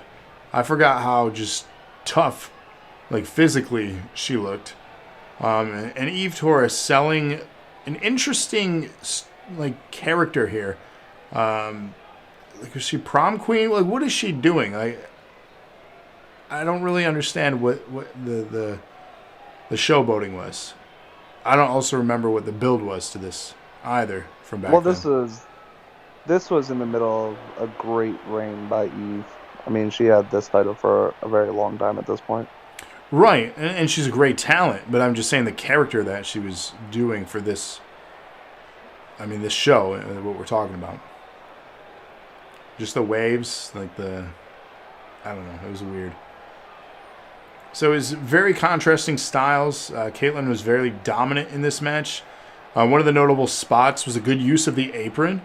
to trip and then turn the advantage for the ending. So I felt it was a really good, solid ending for Eve to make a comeback. And then if you watch this match, Andrea Lana even recognized this too. The pinfall, she was cupping her tit. Anyone catch that? Nope. Oh. Go back and watch it now. Just straight up cupping it in the pin. Like, didn't need to. Like, the position of how she was pinning her, that, I guess leverage, but no. It was just in the camera angle, too, just right there. Like, I don't know how you guys missed that. Yeah, I just don't think I was paying attention to that. I think it was just the pinfall. I really wasn't that into this match, honestly. I found this match kind of boring. Yeah. That's what I had, kind of short. Like you said, it had a good spot with the use of the apron, but other than that, this match was pretty blah. I give they're it two. taking women's matches a little more serious, even if they're not giving the storylines they need. For the most part, I mean, obviously Bayley and Sasha was an exception there. I gave it a 2 as well. I gave it a 3, and I shouldn't have, but I gave it a 3 because I want to review these in a vacuum, and that's what I said going into these. But I gave it a 3 because I know what was happening around this time, and especially for a championship that's shaped like a butterfly. These two were given a short match, but the pacing and the storytelling in it was pretty solid. So I gave it a 3 as an average, match. It did what it needed to do, and I think in some ways exceeded expectations, especially back then. So a 3 I felt was deserved for this one. Yeah, my only notes for that match was the women's division has come a long way. It has. It truly has. And not too shortly after this either. That's what's really interesting to note. So, like the people that are stars now, they were on developmental just getting signed when they were watching these matches on TV. So, if that's not motivation enough to be, difference makers in the division, I don't know what is.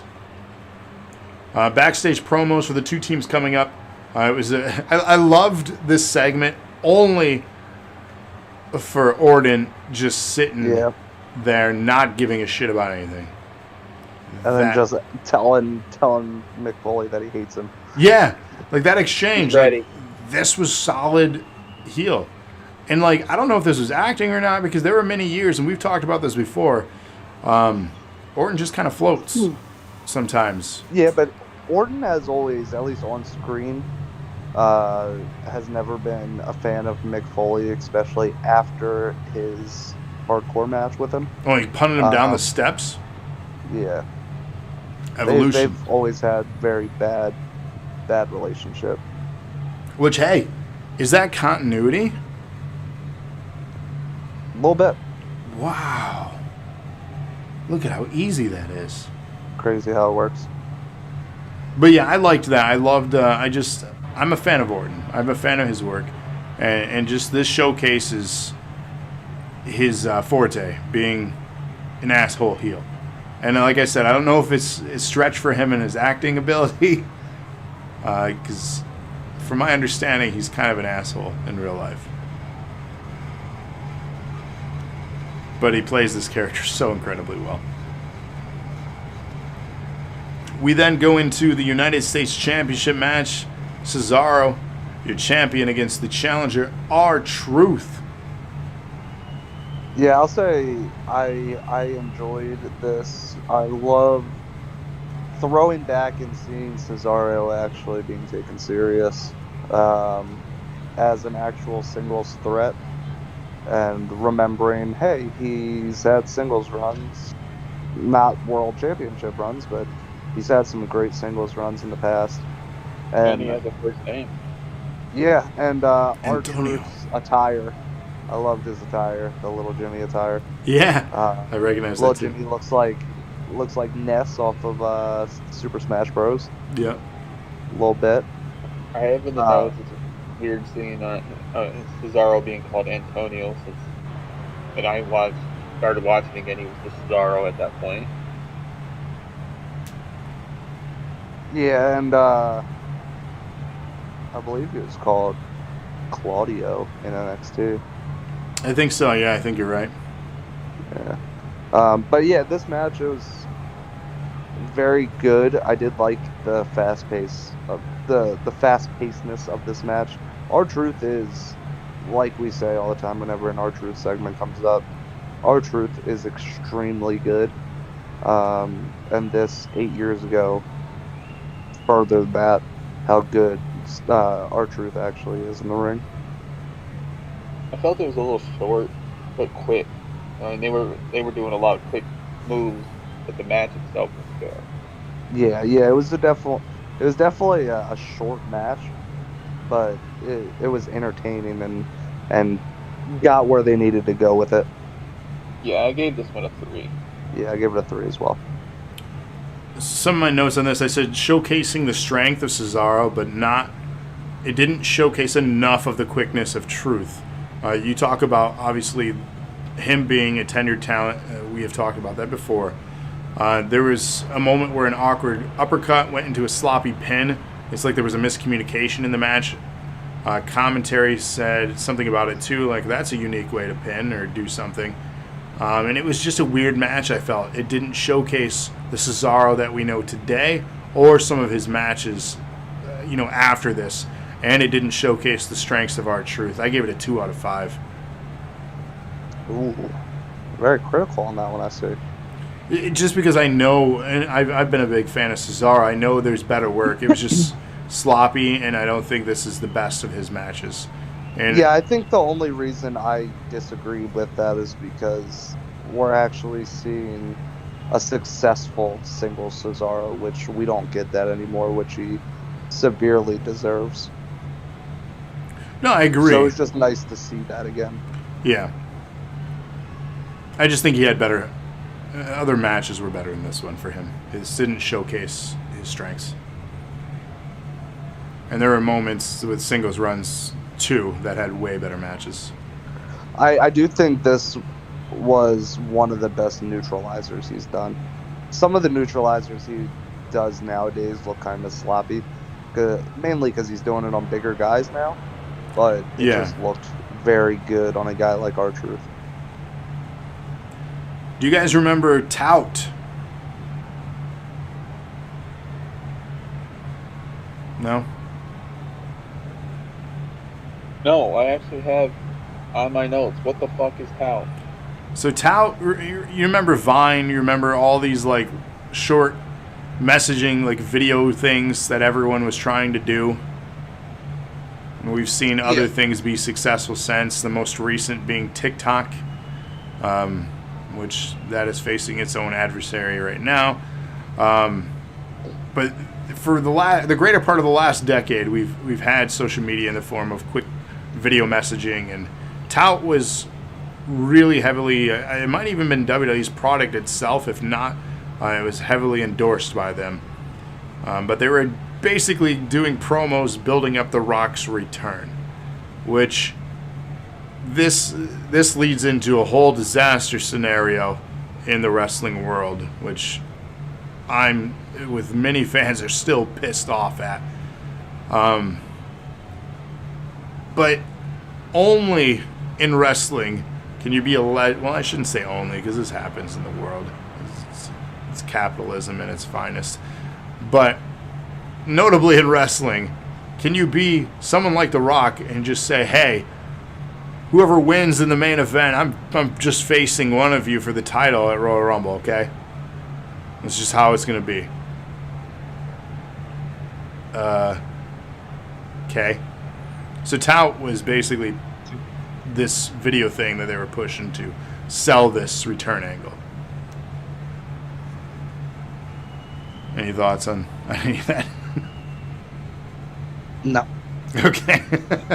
No, like I said, I didn't know what it was. I figured it was a social media thing, but no, I don't really care about social media. Like, I don't have Twitter. Well, I have one, but I did it for a contest, and I've never done anything with it. You're fine. I barely use Twitter myself, so. We then go into an AJ Lee segment, which, man, definitely missed having her as a character on TV. With the storyline that's happening here, she is yet again with someone. An angle with Cena was happening, and then we get Vicky Guerrero with her loud mouth. But man, she's good at selling her character though too. I got to give her credit. Yeah, this whole segment was kind of cringy, honestly. Yeah. But we did get the debut of somebody else that I forgot about. We did, and holy cow, has that individual changed so much in 8 years. I did not recognize her at first until they Yeah. said it. I mean, Yeah, she went from to me- cruiserweight to heavyweight as far as like her build. yeah. She definitely doesn't look nearly the same. But the Superfly Nailed it. Yeah, looked very good. I thought it was a good comedy segment having Tamina debut with this. It's incredible, like you said. She was able to, being the daughter of Superfly Jimmy Snuka, for those that don't know. Like she's a good talent, and it's one of those things I don't think they use her properly. Because ultimately, I think she, even like watching behind the scenes stuff, she seems just like a generally decent person too. So it's unfortunate that they don't reward her. Now I'm kind of I kind of thought about it a little bit because now, for those of you that don't know, Vicky Guerrero is a part of AEW, and she manages Nyla Rose.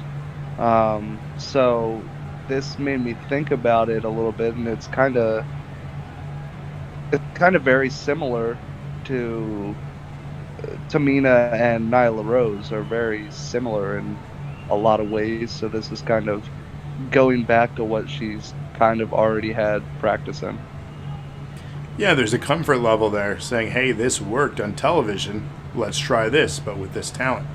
I mean, you see that kind of puzzle swapping, the piece swapping of the puzzle happen all the time in wrestling. It's just how wrestling is they're cogs and you swap things out and they keep it going, right?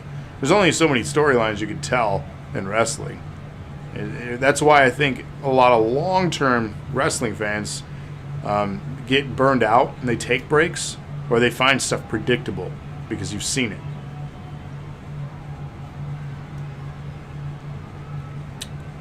Next segment, we go backstage with another individual I dislike, Josh Matthews. He's blah. I'm sorry, I said it. He's interviewing Paul Heyman to hype up Punk for his match later in the show. What do you guys think? I thought you were talking about Paul Heyman. I'm like, you don't like Heyman? No, Heyman's fine. I don't like Josh Matthews. Like, Heyman is amazing on the mic. Yeah, no, he's good at what he does. Yeah, There's a reason. Yeah, I didn't even remember who was doing the interview. I focused on Heyman. But... I just don't like Josh Matthews. So anytime I can shit on him, I do.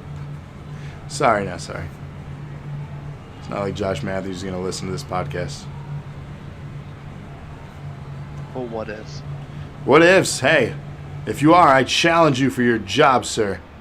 I know how to transition into a commercial break, unlike you. Heyman was great on the mic. He got the pipe across like he always does. Yeah, no, he sold it. I was interested. I was ready for the main event, especially for the show I'd seen so far. We then go to a promo for Big Show and Sheamus for the world title. Talk about behemoths in this match. These are big guys about to throw down. And the side effect of that is you sometimes can get a slow, lackluster match. I think this surpassed that a little bit. I actually liked the match for what it was worth. Even the ending I wasn't too upset about, which usually I am when it comes to pay-per-view matches that don't get real finishes and end in disqualification or count out or stuff like that. But this one actually was pretty well done. The one thing that I do hate, and I've never really liked about Big Show, is how terrible his punch is. It's so slow. Like Lacey Evans does it better. Yeah. I just don't get how it's so effective, and that's a finisher. Because it's the size of a lunchbox is what they used to hype up. Imagine Yeah, a lunchbox hitting you. It just goes so slow and never looks like it makes contact. Well, imagine if it did, though. Yeah, if they could execute it better. If Big Show knew how to actually execute it. He's just a big man. Like, that's got to be hard to do. So hard. Did he learn from Shane McMahon? Yeah, could you imagine him throwing jabs like Shane O'Mac? Punches ever. I don't know. From what I've heard, Shane McMahon is pretty stiff. That's what Kurt Angle says, at least. Yeah, he doesn't hold much back. His punches look bad, though. They don't look like real punches at all. I think he learned a little bit with that Kurt Angle match because he got a couple receipts. He did. They hit each other. Yeah, they actually were swinging at each other. I take it you watched the Kurt Angle guest appearance on Stone Cold's podcast? I have. Yeah, that was a really good one to watch if you guys haven't, by the way. You know he learned the punches, though? He learned it from the Marine streets and his posse. Of Norwich. And his posse. The Main Street posse. Yeah, the posse that wears polos and khaki pants.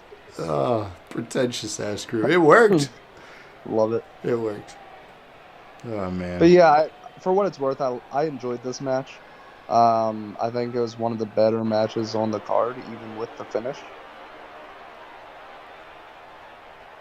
Did we watch the same thing? The finish.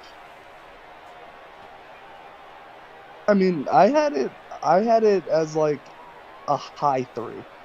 Like out of all the other matches, I did like this match. Yeah, I gave it a 3 because it was better than the first part of the card so far. Man. I said, why didn't Big Show turn face and heel multiple times during the course of the match? So for those that don't know about the Big Show, he's notorious for being the flip-floppy face turn, heel turn kind of guy. Maybe that's just comical to me. Yeah, I think this time frame of Big Show is one of the best in his career, though. Also, Sheamus had him up on his shoulders, and I was just like, that is some strength right there, because that is a big boy. And the white noise. Yeah. Which I had a question about that. When did he stop doing white noise? He still does it. Does he? I feel like he doesn't hit it that much. Or maybe I'm just not paying attention.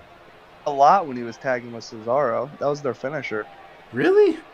Yeah, he would hold the white noise, and then Cesaro would go up on the top turnbuckle and push them both down. Guess I'm not paying enough attention. Holy shit. Okay. Sure. Oh. Oops. What was your star rating on this?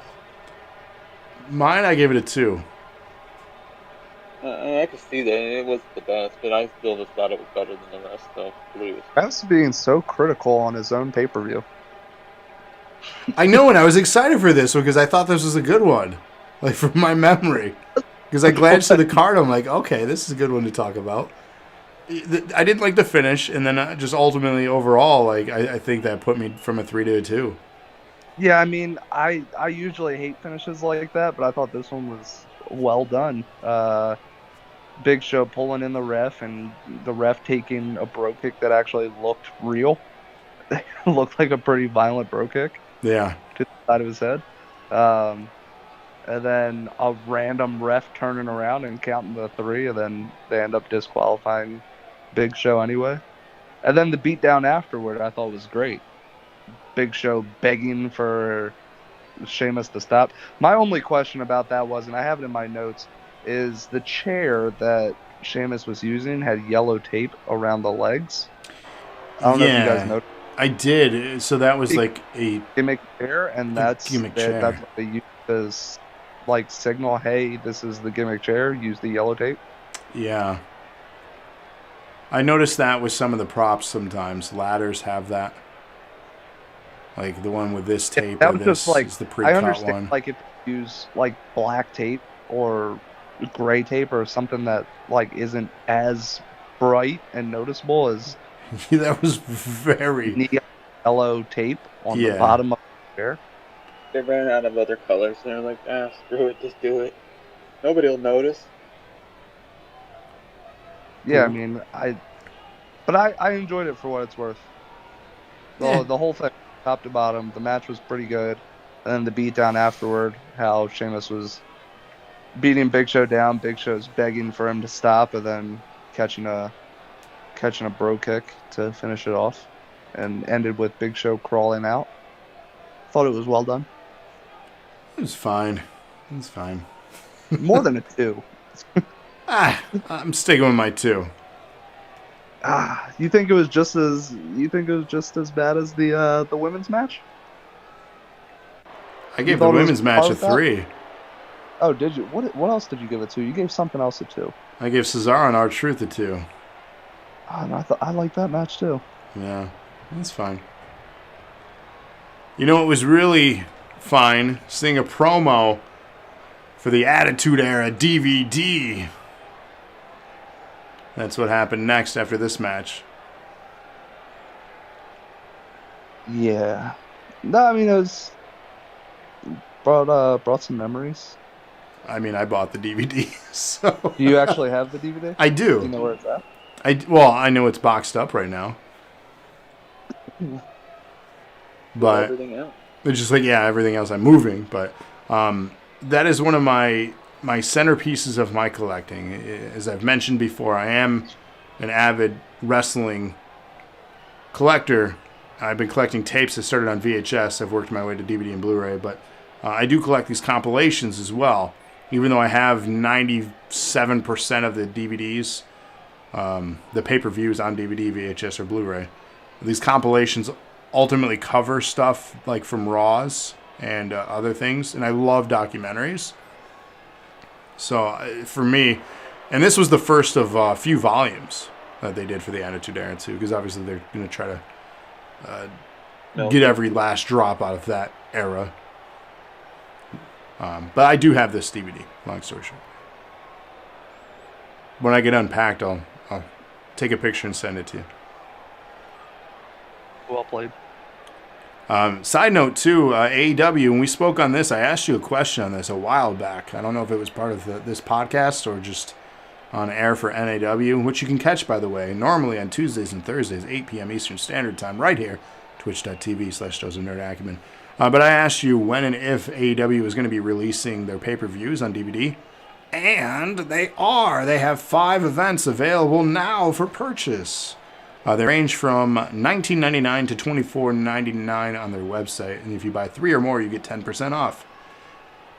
AEW. Interesting. AEW, pay me for that spot. Come on, please. Or just send me the DVDs. Hey, if you're a listener, too, if you want to send me those DVDs. Just give us a code. Just give us a code for discounts. Yeah, give me a code for discount, something. Our listeners, hey, I'm a fan of wrestling. I need to add to my collection. Help a guy out here. If you want to donate to the channel, donate a DVD. We do have somebody on the team that has been to the first episode and their first pay-per-view. So, which the first pay-per-view is one of the DVDs that they're releasing. I'm assuming every event will get released, but that one is available for purchase. And Andrew Lana says, you have every DVD. I do not have every DVD. That is a lie. Would I have liked to have had every DVD? Yes. I do not have every DVD. I do have enough for 2 bookshelves full, though. That's a fact. I have a problem, guys. I'm a collector, okay? Lana facts on Sundays. And Sundays. I like wrestling, okay? It was the first thing that I ever started collecting was wrestling tapes. I collect a bunch of other stuff, but never was I ever committed to collecting anything else like I am with wrestling tapes. Since we're on the topic of collectibles, I would really like if AEW could get their action figures back in the stores, because I still haven't been able to grab one because they're never in stock. Check their website, and they're doing a contest right now for a ring set. I have the ring set, and I have the AEW Championship. But you have a replica of that? It's not it's a Walmart toy one. It's so cool. Yeah. So I have both of those, but the only thing that they never have in stock is any of the action figures, so I can't get any of them. Check their And website. I want all of them for collector's purposes. Look on Amazon as well. Yeah, they're just extremely overpriced. Well, yeah. Anywhere besides Walmart. Yeah. It's the sad side effect of collecting. Sometimes you have to pay a premium if you really want something. Or you got to know somebody that's willing to trade. There's 5 action figures and can't get any of them. eBay. Somebody will sell them. I can't even imagine how much they'd be on eBay. If you want them bad enough. That's true. I'll eventually go. Listeners, anyway, if you guys have those or know anybody that has those action figures, talk to us. Cody needs them. Help him out. I would love to have them. Help him out today. So segueing from the Attitude Era, we have our traditional Survivor Series match. The main one for this particular pay-per-view. We have Team 1, Alberto.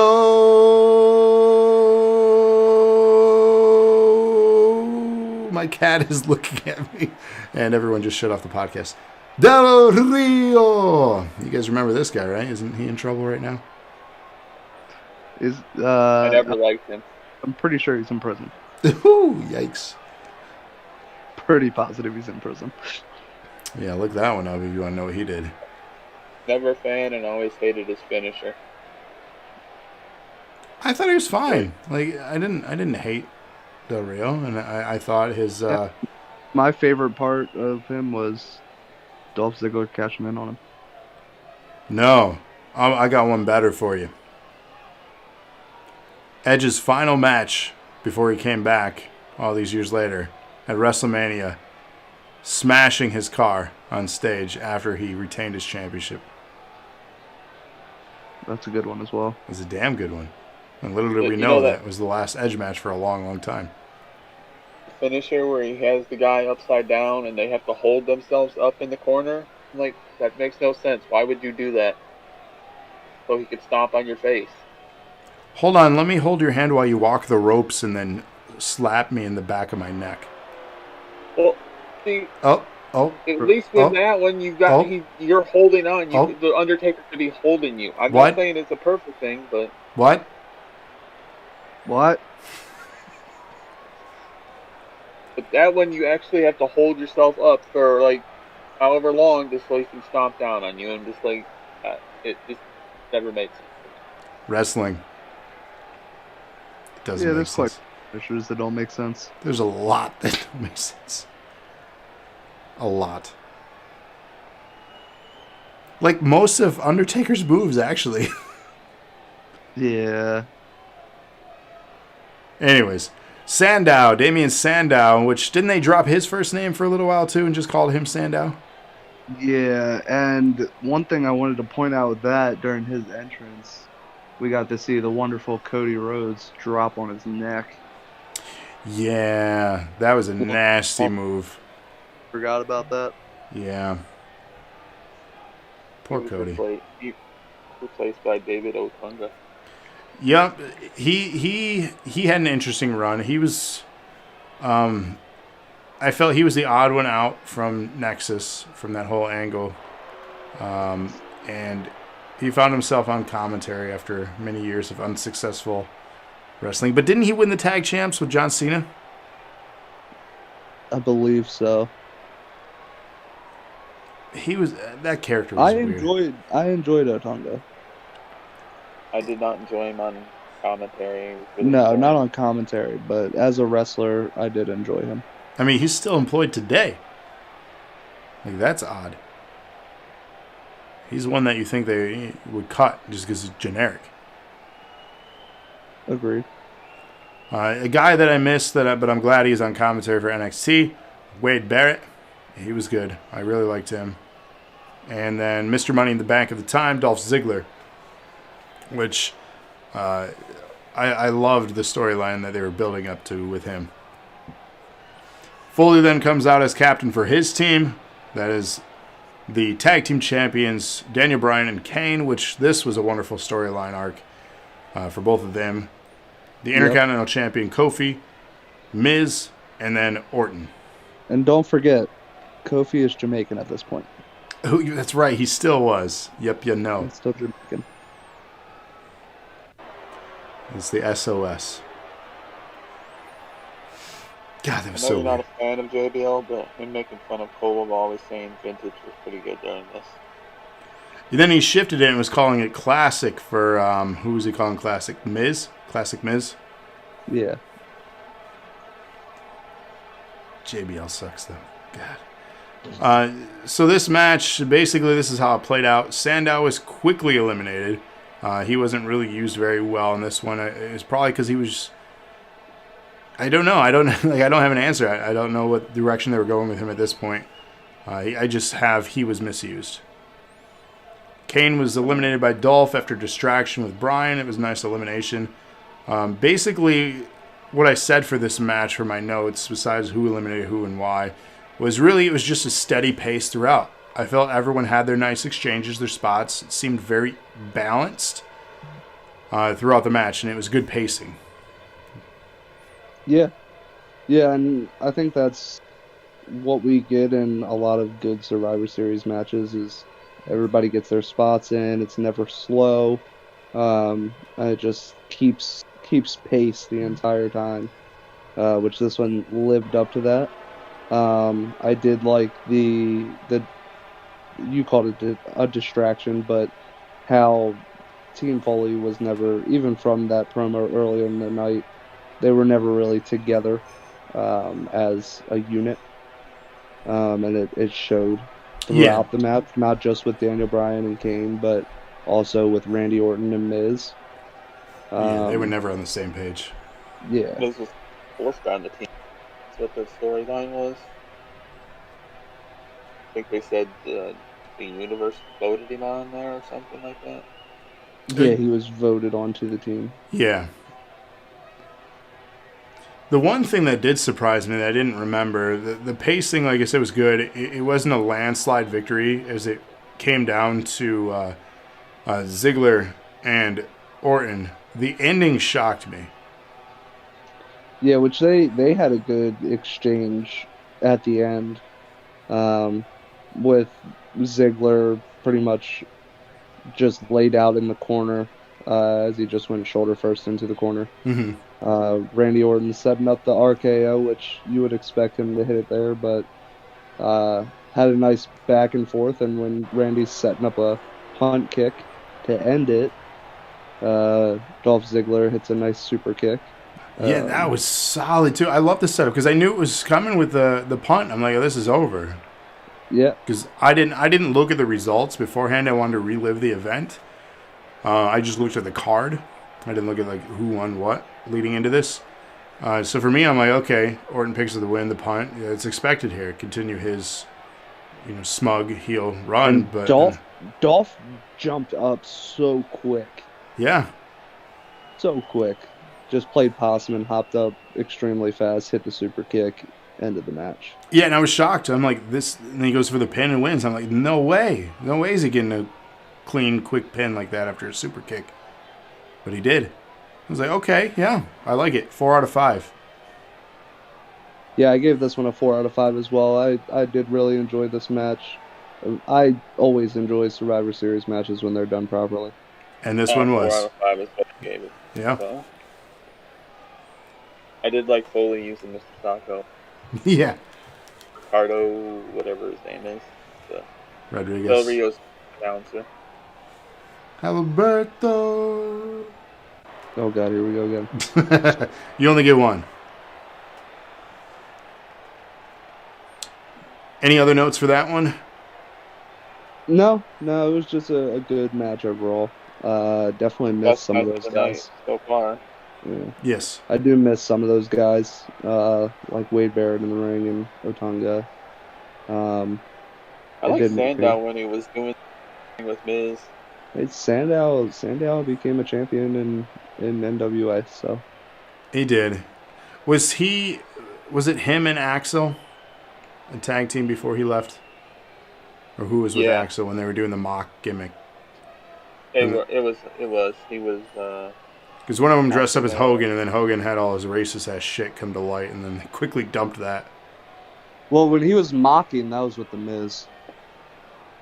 Was that with... Okay. No. That's that when was he with was The Miz mirroring and Miz mocking. and doing that, but they had another thing where it was a comedy angle for Axel. It was Axel and somebody. Was it Sandow? It was Sandow. It Okay. was. Yeah, it was Sandow. But that wasn't the mocking gimmick that he had. Well, they dressed up as talents. It was like only a short stunt. Because one was like Macho Man one week, one was Hulk Hogan. It was parody. Yeah, they were parodying it with different older wrestlers. Yeah, it was very short, Yeah, and then they stopped doing that.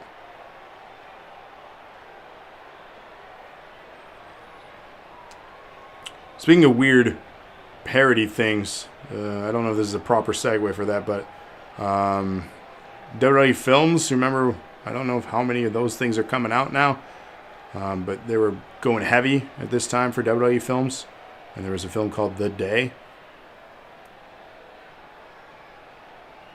The Day? Yeah. Oh, are you talking about the trailer that they showed? Yeah, the trailer. I felt that was Yeah, weird. I never watched the movie. Yeah, I was just saying, I don't think I've ever seen Never seen it. the movie. So go watch The Day. There you go. More tout promos continue here, hyping up The Rock again, competing at the Rumble. And then we segue into a promo for the main event featuring a lot of Brad Maddox, which he had a short run. This was very similar to the other promo. It was almost the exact same thing, just a little bit extended. Yeah.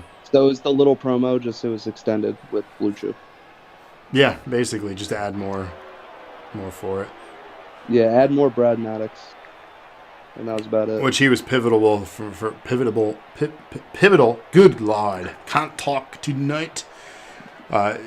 He was the reason this all came into play. He was comment.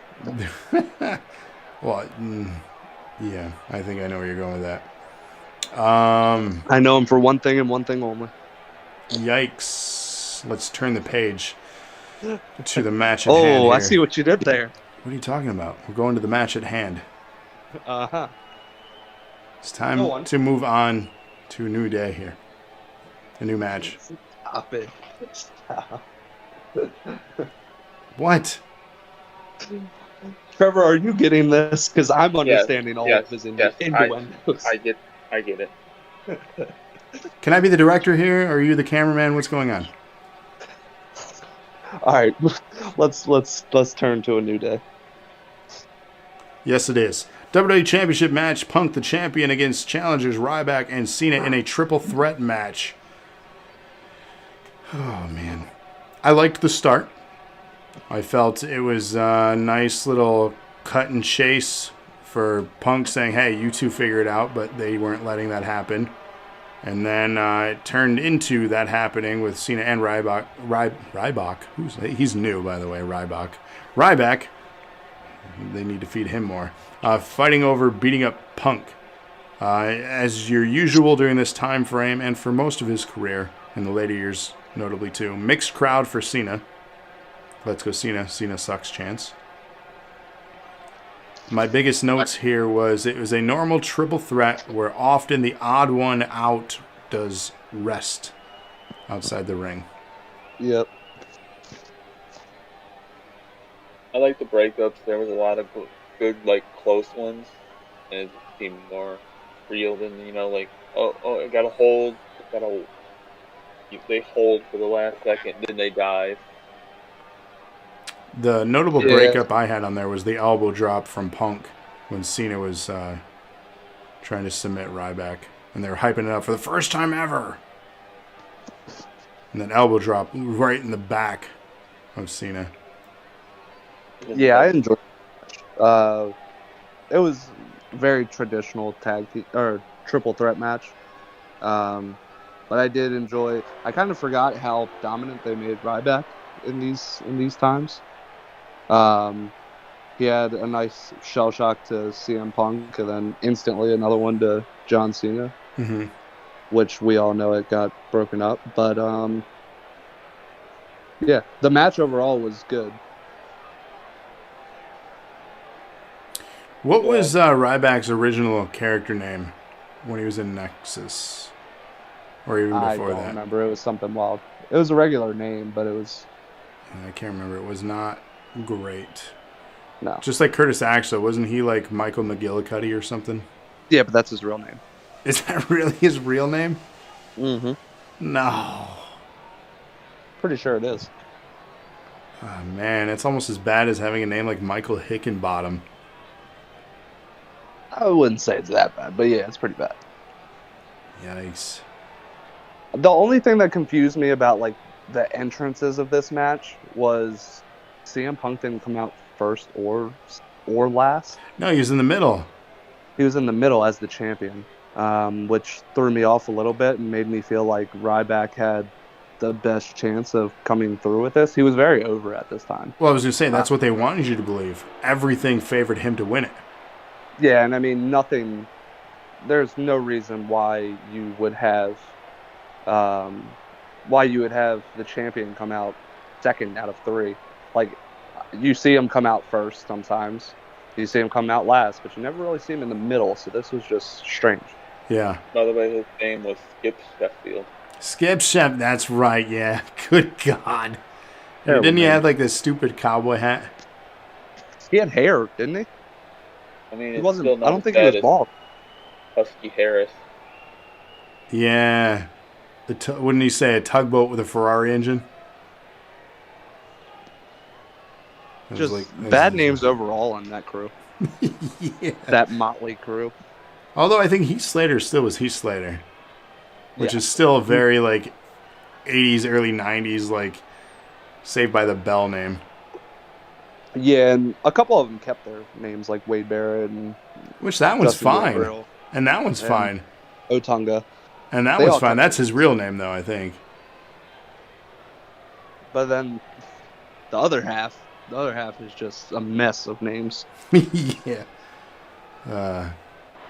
It's just like, I mean, like Vince named a lot of people. Go back to Draws. They wanted to name him Puke. Because he could puke on command. And Vince found that out. Oh, terrible. Yeah, it's like, okay, that's what you're going to run with for a name. Yeah, it's so bad. But he's been the top dog for over 20 years. He can do what he wants. Yeah, by all means. So towards the end, I said the nice elbow drop to break up the hold. A brutal suplex through the table with Ryback. Cena and Punk working together in that moment to put Ryback through the table. I thought that was a really solid spot. And then we segue into the chaos where commentary does their traditional, "Who is this? Who is that? Wait, I think that's," insert Roman Reigns or whoever it may be. Line. This one happened to be Roman Reigns. Right. Like I was talking about before, Ryback was looking like he was going to win it, got the shell shock on CM Punk, and then John Cena hit him with a shell shock, and then 3 individuals rushed the ring, which, as we know, it was the Shield. Sierra Hotel. Dean Ambrose and Seth Rollins obviously hit Ryback first and rolled him over and started the beatdown of just Ryback alone. Yep. And Paul Heyman just obviously beside himself, selling himself well in the shock and chaos. And fans, I remember watching this one back in the day live. I'm like, who are these people? Why are they helping? And then realizing, is this group. And they weren't even in NXT as this group for very long at this point either. You saw how generic the attire was. And this, I believe, they weren't in NXT at all as the Shield. Weren't they? I thought they had a brief moment. I don't remember them ever being a part of the Shield on NXT. Maybe they went back down as the Shield then. Yeah, because I do know they all had their singles runs, I guess you could say. Very brief for Dean Ambrose and Roman Reigns. Seth Rollins was obviously the first NXT champion. Yeah, he was more tenured there than the other two. But I don't remember them ever being the Shield in NXT. I know they competed there as the Shield. I don't. Maybe it was they went back down then for some matches or like enhancement stuff or. Yeah, that would make sense to get them more chemistry. Yeah. Because I know they did. Roman wasn't even a guarantee of a spot until that week, from what I've heard. Yeah, I forget who else was supposed to be rounding out that trilogy. Somebody that would not have made it as good as it was. It's gonna bug me until I find it. We'll remember after the show unless you figure it out. I thought this was a good close though. Like it was on that level of like, you know, a year or two before this with Nexus, you know, that attack angle and it's showcasing a faction properly, what they should have done with Retribution. So it's showing how effective it can be. And this ultimately led into some good stories, obviously. I believe, was it that first Mania, they opened up Mania a few months after this? Yes, they did, which was against Team Hell No and blanking on the third person. And they landed that 3-person power bomb, their signature. I figured out who was supposed to who was the original Roman Reigns. It was going to be Chris Hero, which we know better as Cassius Ohno. Oh God, that would have been awful. That would not have worked. Cassius Ohno, like he's good. He's a good talent. His time in NXT though, he was not the same guy when he put on a bunch of weight. No, very good wrestler. I am a huge fan of Chris Hero. A big fan of his ROH work mainly. Mm-hmm. Well, that's where he was in his prime. Him working with who's it, Punk? No, he was working with Cesaro. Was it Cesaro? Did he have feuds with Punk? Because I know they had some sort of exchange years and years ago. Yeah, they were. I know Cassius Ohno and Claudio were tag team, and they were both very good. But yeah, once Cassius Ohno picked up that weight, which by this time, when the Shield debuted, he had already picked up some weight. Yeah. Yeah, he was not the same. He wasn't necessarily the same after that, but he's still a good talent overall. Oh, I agree. I was just not to the level that we knew him for. That's why I think it wouldn't have been the same. He doesn't carry the same demeanor, and this is complimentary, which is very rare for me. He doesn't carry the same demeanor that Roman has for that particular character. Yeah, but as we all can probably agree, Roman Reigns got carried in the Shield. Oh, 100%. 100%. Dean Ambrose and Seth Rollins were very good, and Roman Reigns was very green and not too great. Mm-hmm. He was very strong, but that's about it. That's all he had. Well, right. He was the strong, silent powerhouse. That's all they needed him to be, and it worked. Which, it. Thank you for saying that the Shield worked. Look at you. But it did. Yay. For a time being.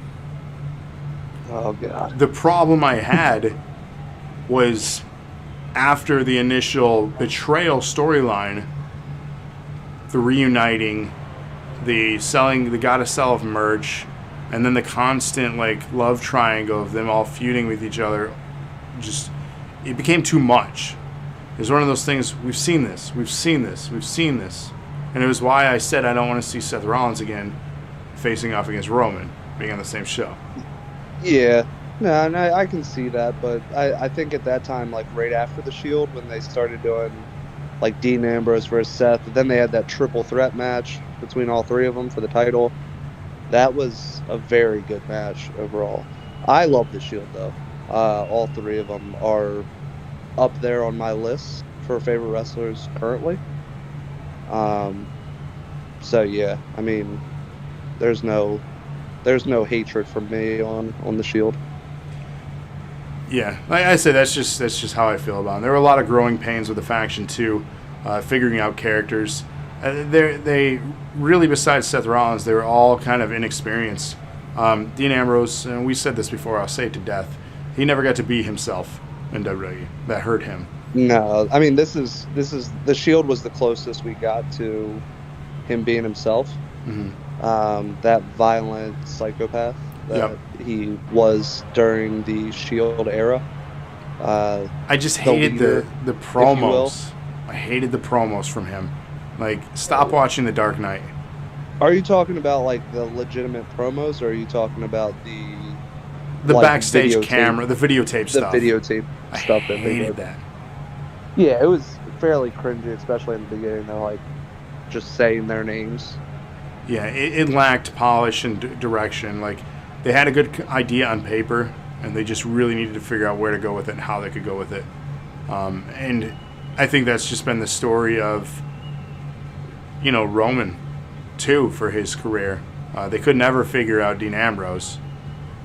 Like, they botched his whole time there pretty much after. Yeah, I mean, they turned him into a comedy act for the most part. And that doesn't fit. He should have been a modern-day Cactus Jack type character. But, I mean, we saw hints of that still. Like, right, but that's not enough. We saw that Ambrose Asylum match with Chris Jericho. We saw the match with Brock Lesnar. Oh, the match with Brock Lesnar was hot garbage, though. Yes, but still. You still saw hints of that guy. Sure, but don't give me hints. Like, that's stupid. It's like looking at the menu, but then you can't get the actual fucking food delivered to your table.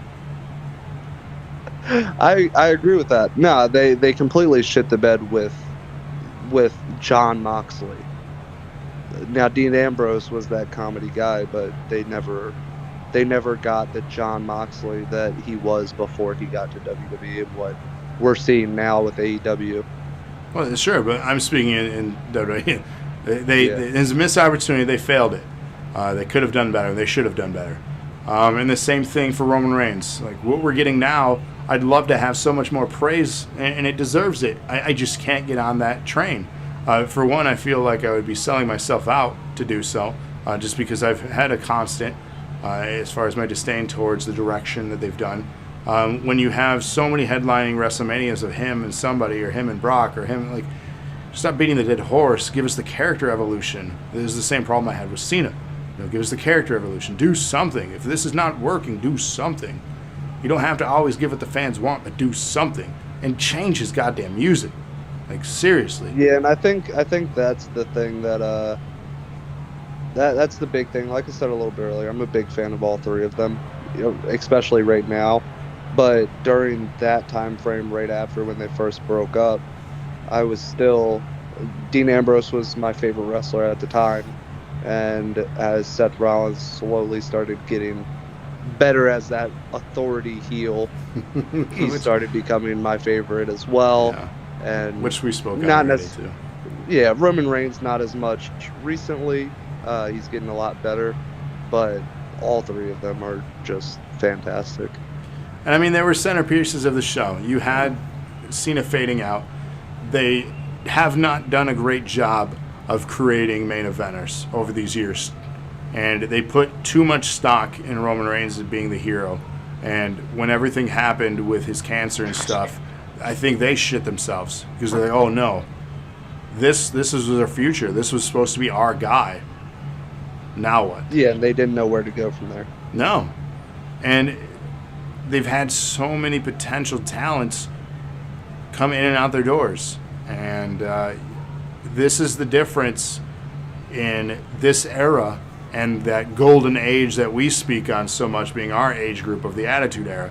It's not the crazy bra and panties matches. It's not the hardcore stuff or the vulgar language, suck this, suck that, puppies, head, what does everybody want? It's the fact that you could have interchangeable main events from a good chunk of your roster. You booked people believably being main eventers. Today, we don't have that. We have not in many, many years. And that is a problem in the men's division. You don't have enough believable main eventers. Yeah, and that's the thing. They really could, though. But they just don't utilize people correctly. And then they go back to the well which I wanted to speak on, going back to the exit of this pay-per-view, leading into that Royal Rumble match, which led to The Rock being the one to destroy that record-setting reign at the modern era from CM Punk. What the hell? You go to the well. Why do we keep going to legends who are way past their prime for these matches? Like, who really is getting that excited that you're going to sell a few more pay-per-view buys? Was The Rock really past his prime in 2012? Potentially The Rock being an exception to the rule here, because I still think he's probably in his prime today, which when he faces Roman, I still think we'll get a solid match. But the point I'm making is what CM Punk made with his pipe bomb promos is he hustled day in and day out, just like so many of the talents on the roster today. They're giving their bodies, their lives, to have somebody that's in Hollywood show up and just get a belt? Come on. Yeah. Unacceptable. And it's just like many matches we've seen between these legends facing off with the belt on the line too. They don't need a belt. Well, yeah, I mean, if you look at John Cena, if he ever comes back, he's 100% going to break Ric Flair's record. But why? As soon as he comes back. I don't know if he wants to. I think he has respect. Well, hustle, loyalty as well. But I don't think he breaks it. I don't think we see anyone break it. Well, personally, I don't Charlotte. think. But that's a different belt. We're talking about men's division. And Charlotte, I don't like what they've done with her multiple reigns either. World title, though. Yeah, I mean, she could break that times two. She could, but because you keep, for a while there was like every 4 weeks they were changing the belt. Yeah, she had a lot of back and forths. Too many. Actually, end up win one. And that's just it. They weren't. It was her and Sasha Banks and a bunch of other people going back and forth exchanging the title. Too much. But those are my thoughts on the topics at hand being relevant to S.H.I.E.L.D. and then CM Punk, and then ultimately it was shortly after that he left the company too. And we have not seen him wrestle since. Unless you count the run-in at an indie promotion, but I don't count that. Because he was masked and no one knows for certain if it was him. Yeah, which I don't know if you've seen recently, but he just had he just answered a question on Instagram, I believe, this week, and said somebody asked him if he would wrestle Roman at Mania, and he said he would do the first match because that show's like I believe he said like 74 hours long. What? Yeah, he said he would wrestle in the first match of Mania. He wouldn't wrestle in the main event of WrestleMania these days because the show goes too long. Well, here's the thing too. If CM Punk were to come back, get a championship match, he would become what he hated. And that's why I don't think he should ever return, because he should never. He lives long enough to become the villain. Yeah, no. I've actually been rewatching. I've had it on mute. Survivor Series, and right now the Shield is running in, and it looks like Dean Ambrose took quite the tumble there when he first ran in the ring. Yeah, didn't he trip over the barricade? That was Seth Rollins. That was Seth. Okay, because I know one of them did. I don't know if it was at this event, but he always did that roll over the barricade. Like he would jump over and like do the roll. Yeah. And his feet got caught at one point. We all take falls. That's why it's funny. Some of us fall downstairs. Some of us drop a weight on our toe. Some of us... I don't want to talk about it. My toe hurts right now. Time for some more painkillers. Yeah, and this is the first time we got to see that triple power bomb, or that single power bomb by 3 people. Yes, you'd be corrected by DKA. So. Yes, so that's why I said it that way. They absolutely destroyed just Ryback alone. I think the original plan, because I know CM Punk created the Shield. I know he was the original person that had the idea. They were planned to be his personal mercenaries, but it evolved much further than that. Which makes sense. I mean, that seems logical. Run with that. But if you notice, they never attacked John Cena. They never attacked, obviously, CM Punk, because at this time, the plan was for them to be his personal mercenaries. But they quickly, as we all know, they quickly changed that and decided they were the Hounds of Justice in general. I noticed that when Cena took the fall, he was quickly out of that ring and up the ramp at the end of the show, too. Yeah, and that actually just happened on the screen. Yeah, he was very quick to get beat and just out of there. Yeah. And he rolled straight out and just instantly walked to the back, like a complete no-sell. Yeah, I thought that was strange. It's very... Well, John Cena doesn't like CM Punk at all, and he never did. He actually hated him. So I feel like he was a little salty by this, and it kind of showed right there. Bunch of freaking arrogant dicks. Well, what was your guys' stars for this? I gave this one a 4-star. 3. I'm going to give it a 4.5 because of the Shield. Oh, come on. It's not that cool. The Shield in general. Overall, I gave the whole thing a 3. Yeah. Match, the main event was a 3. Overall was a 3. Yeah, I'd say overall a 3. We got to see the debut of Tamina and the Shield, which is pretty cool and pretty historic. Cool moments, I agree, but not enough to save it. Nothing really to write home about. And the Survivor Series matches were good, but they were traditional Survivor Series matches. All of them were pretty good. So the reason I select this one was for these historical moments. That's why I picked this one. I knew it was a great talking point for the three of us. So it was one of those things that I knew you'd have a lot to add to the conversation. So that was the motivation for me picking this particular show for us to talk about.